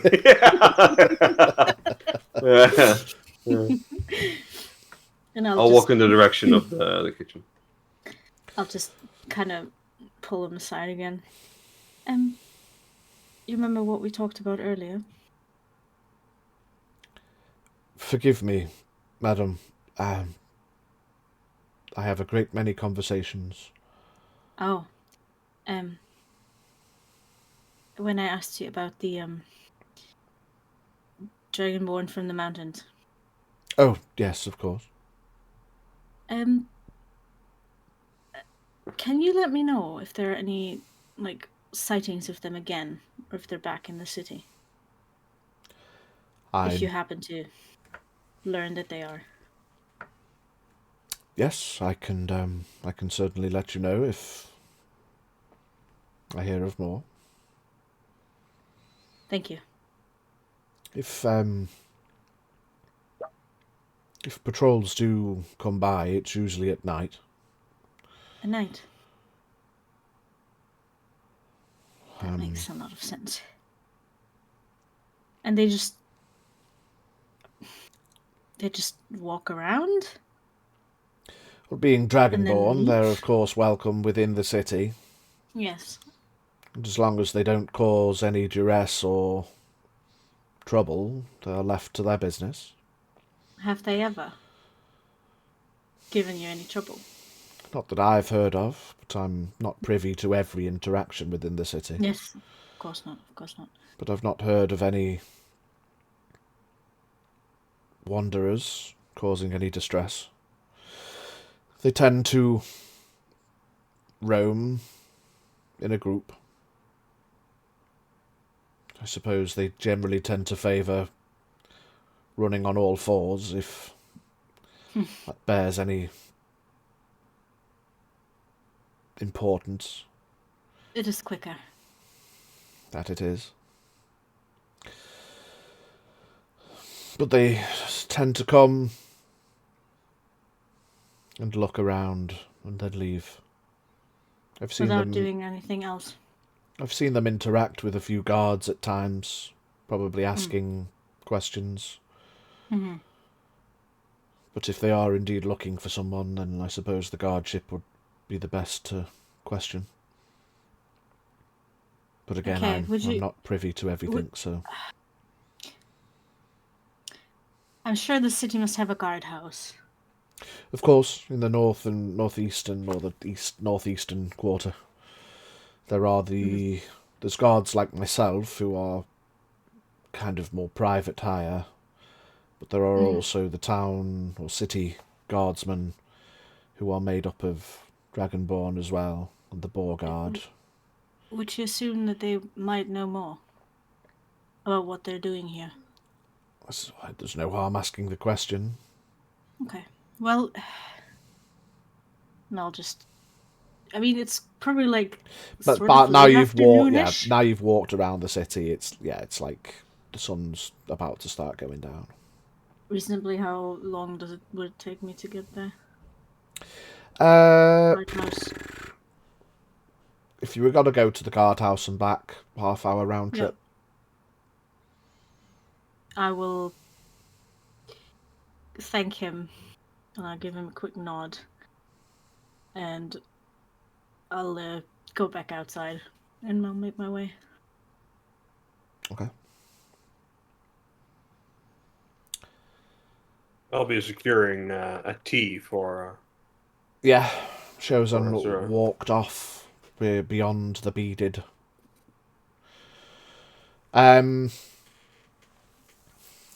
Okay, what's Scaff doing?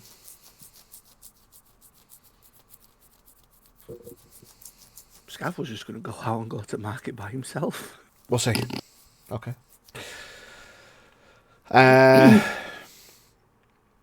Azura, as you come in, see the guard walks beyond the curtain. And then, a few seconds later, Magda comes back through with the guard. She looks at you, winces a little, and then smiles politely. Come on, dear, let's, I've heard you're after a bath. And then she kind of leans back a little bit. It's been an experience. Up we go, up we go. She guides you upstairs.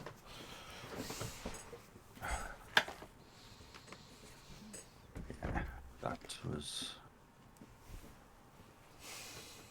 not fun. Too much to drink? Did the soup not sit with you well, dear? Oh no, the soup was beautiful. Oh, good. It's what You hear happened of recently. somebody having a funny turn and, you think the worst. Funny turn, that's a way of putting it, yeah. I went to see the remains of Xarmanifax. Oh, that is impressive. I must admit I don't think I've heard of anyone being so awestruck that they vomit. Something... There was something about it that almost compelled me to be there, and I reached out and touched it. She kind of leans back a bit and rolls her eyes. Ah. Well, and she pulls up one of the silken towels and just instinctually, motherly like, just licks the towel and rubs the blood away from the end of your nose. And then she stops a sec. Oh, I'm sorry, dear. That was inappropriate. It's okay. Yeah. You actually remind me of my own mother. Oh, bless her. I hope she's well. She says with a... Oh, good. Oh, yeah. I'm just... The comforts here remind me of home. Well, we'll take And that as a compliment. I'm sure your mum misses you as well. But we do come out on these travels and make these journeys. Yours is a journey of discovery, as you've said, so... Anyway, forgive me. You don't smell very favourable. Just let me run this bath. Thank you. She disappears into one of the rooms. So you've gone upstairs, Jin's gone into the kitchen. Saphira leaves. I think arguably, Scath, you'd notice Saphira's left. I was trying to determine if anyone else noticed. But if you were waiting to kind of slip out on your own as well... I'll catch her eye if she doesn't say a lot. Yeah. That was the fair, as she says. But I'll catch her leaving. Well, she just finished her conversation and left. She didn't even look back. She was just like, Gotta talk to someone. Urgently. Yeah, she's gone Jin then. comes out with tea. There's Huh? Huh? Huh? Oh no.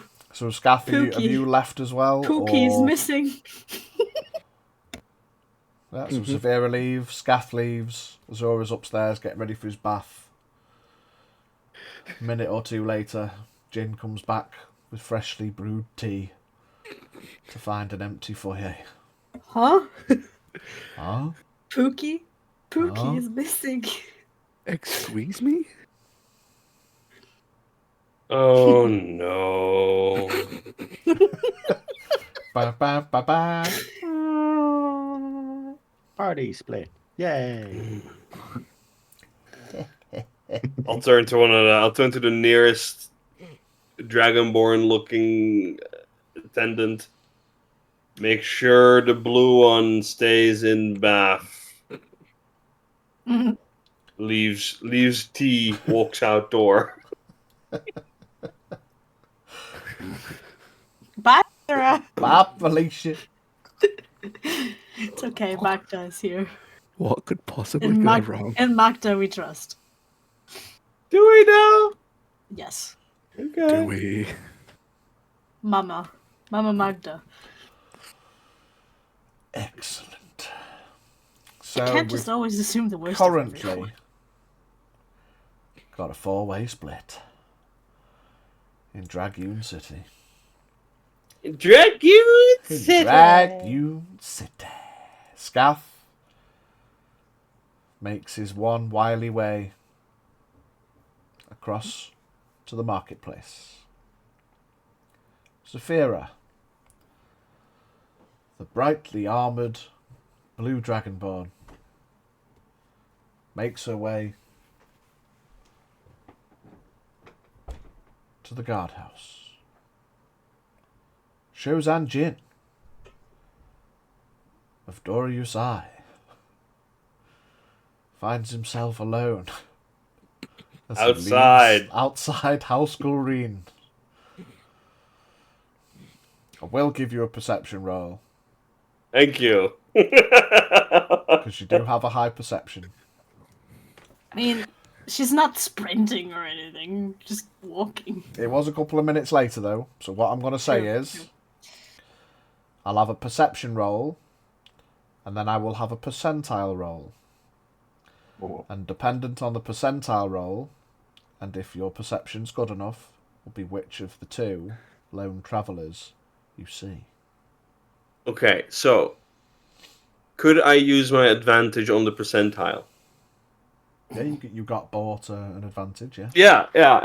Okay, Those okay. advantages okay. are to be used on rolls. Yeah, if you missed it in the chat, Azura and Zafira, you've got an advantage as well. I will, this 16 plus 9, 25? Okay, so you see one of your friends. Give me the percentile.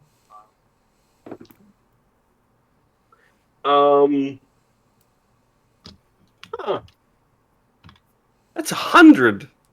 100%. Yes. Brilliant. What the fuck? Brilliant. Brilliant. Bro, what the fuck? You very much see one of your friends. Yeah. You definitely see them. You look around and you see, just crossing beyond the other side of the quote-unquote servant camps, heading in a north-easterly direction, your lizardy friend. I'll curse slightly under my breath and head towards my lizardy friend. Wrong one. Yeah, fucking wrong one. Not the one I wanted. Yeah. I guess you're just walking to the market, Scaff? Mm-hmm. You being particularly sneaky, just heading off on your own. Yeah, we're just going towards market, yeah. Yeah. I'll try to hide out. Yeah. A minute or so into your journey, Jin jogs up behind you.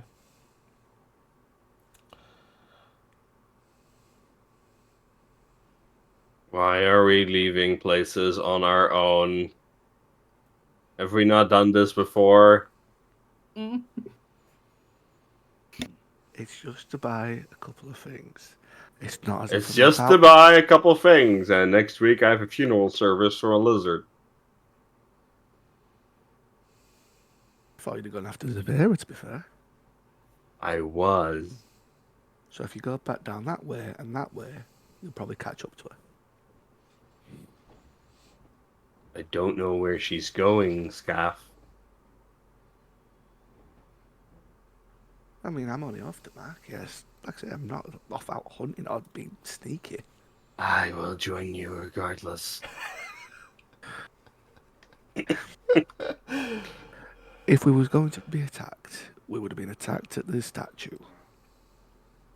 I am going with you regardless.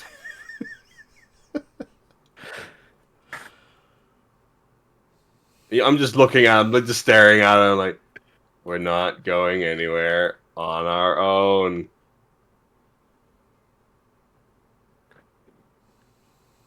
Listen here, young whippersnapper.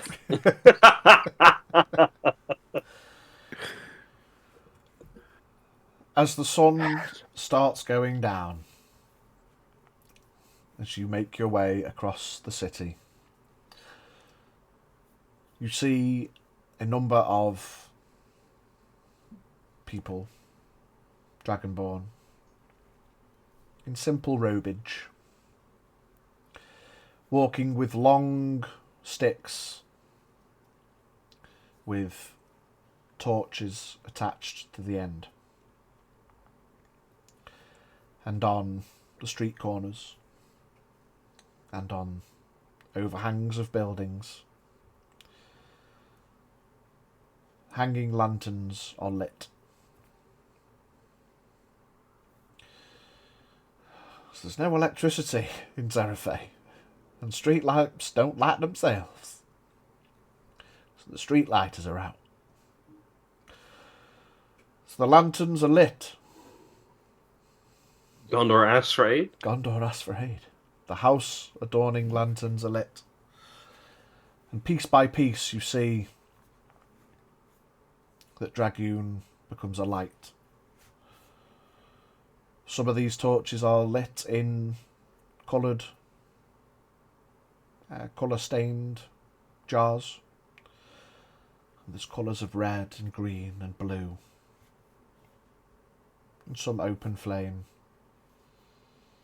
And as you cross the city towards the marketplace, you see that torchlight is there, and the marketplace familiarly, where in the past you'd probably feel like as the sun goes down, everyone shuts up shop for the evening. But there's no sign of stopping at the marketplace. As was said, many of the stalls stay open throughout the night, because you never know when traders going to come through. Or people don't sleep. Yeah. Saphira, you make your way towards the guardhouse. Yes. As the sun goes down, the tall, looming, towering statue of Xarmanifax, next to the house Xarmanifax tower building itself, casts huge shadows across the city. You too notice the street lighters. And there's bustling of conversation as you cross through the serving camps. You get friendly nods and smiles and waves. You get the occasional, slightly less favourable look shot your way.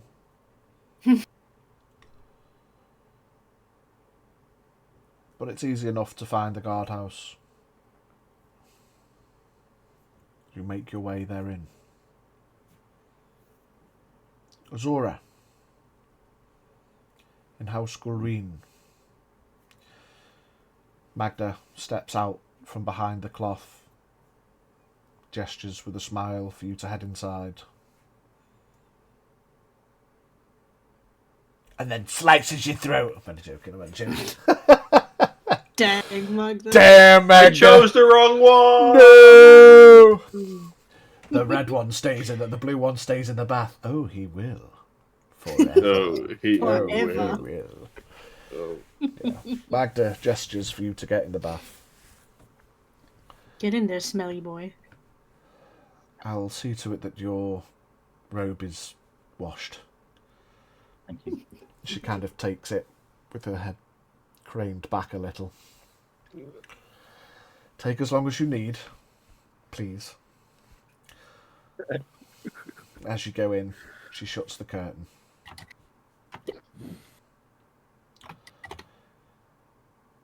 Take off the rest of me gear though, and get in the bath and have a good scrub and. You get yourself, you dip your toe in the jacuzzi, and you settle in to a nice, hot, steaming bath. And as the water washes over you, you start to cleanse yourself of the day's vomit induced from almost dying. You have another flash in the back of your mind. Bone, skeleton. Your shoulder blades twinge and ache, and you feel a sudden jolt of pain between your shoulder blades. And you shrug it off. Maybe it's just the day's torments reoccurring. Certainly had those, yeah. You can't help but Yeah. reflect back on the words of the little black creatures. Have you found your wings yet?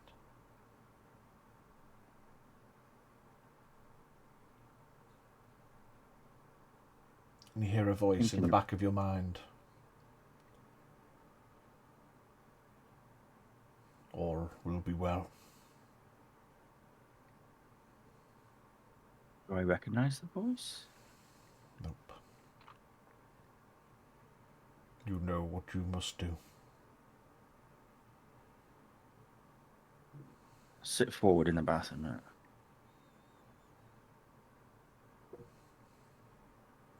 Sometimes in life, you must do the things that benefit yourself and no one else.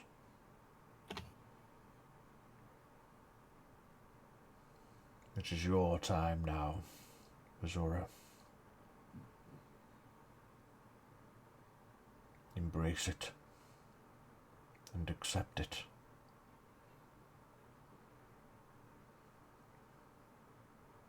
I get a feeling from this voice. One that Give me insight with disadvantage.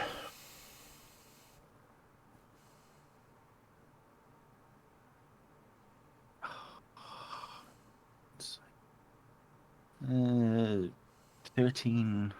13.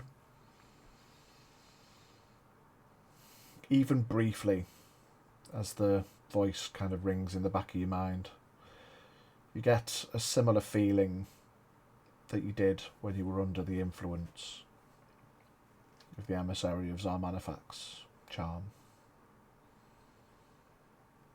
But only fleeting. There's just something familiar about it, but you don't know what.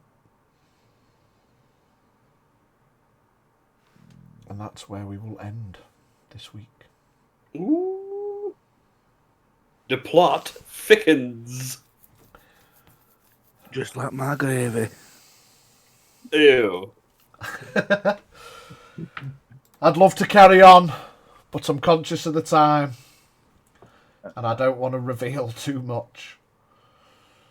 And then get stuck into another 2-hour Yeah, session. exactly. Oh no! I What a know. shame! I could keep going, bro. I could keep going. Yeah, me Oh, too. yeah. I'm Yeah. not I would tired. say, yeah, Appreciate you, me Heavy. too. See you later, Heavy. My God. See you, Heavy. See you soon, Heavy. Thanks for the advantage. Oh, wait.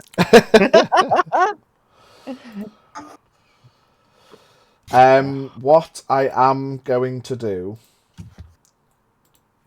because Azura and Zafira didn't use their advantages, because we've kept reference to... Could have just used it then on the insight, never mind. You could have done, yeah. Because we've kept reference on our sheet for the... Inventory. For the inspiration? Yeah, inspiration. Oh, hang on. You want to add a graph for plot advantage? Just give me a sec. Yeah, hang on. Buy an advantage. Why isn't... Oh, no, that's why. I don't think buy an advantage is... skip reward request queue. Bastard. Okay, let me turn that off. Can't be refunded. What I was... Yeah, they can't be refunded. What I was going to say is because they weren't used, I'll refund them. But because the skip reward request queue was on for some reason, they have now been spent. So rather than waste them, we'll add them to our sheet, if that's okay, Big. So Azura and Zafira have got an extra one. And I've changed that now so that if they don't get used, I can refund them. Because they normally... An extra inspiration. Say again? Because I wrote it into my notes separately. Oh, right, yeah. So you've basically got one extra one. And then in the future I can refund them because they don't roll over. But yeah, there we go. Much love. Thanks for watching, everybody. We're Dipping our toe in learning more about our big blue boy, who nearly died today. It's a good job he's got high constitution. Yeah. Jesus Christ. That's why I asked before we went on. I was like, did you touch it? And you were like, not yet. I was like, that's all I needed to hear. Well, yeah, oh well. Now you know not to touch the big ancient skeletal form. You know what I was going to do? I was going to do Hit something it. else. No. Because it's unique to my kind of Dragonborn, I was going to use my breath weapon on it. Or just thunder the skeleton. Yeah. To see if it had some sort of reaction to... Probably breath collapsing. Yeah. And the ancient statue collapses, and everybody in the city knows you're dead. Oh, shit. Probably would have had a better chance touching it, yeah. Yeah. Anyway, much love, everyone. Thanks for watching. I shall look forward to next week, where we'll get a marketplace shopping trip. And a totally not murderous bath. Oh, there's the dog. Look at him, chilling.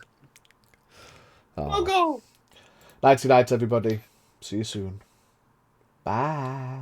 Bye-bye. Good night.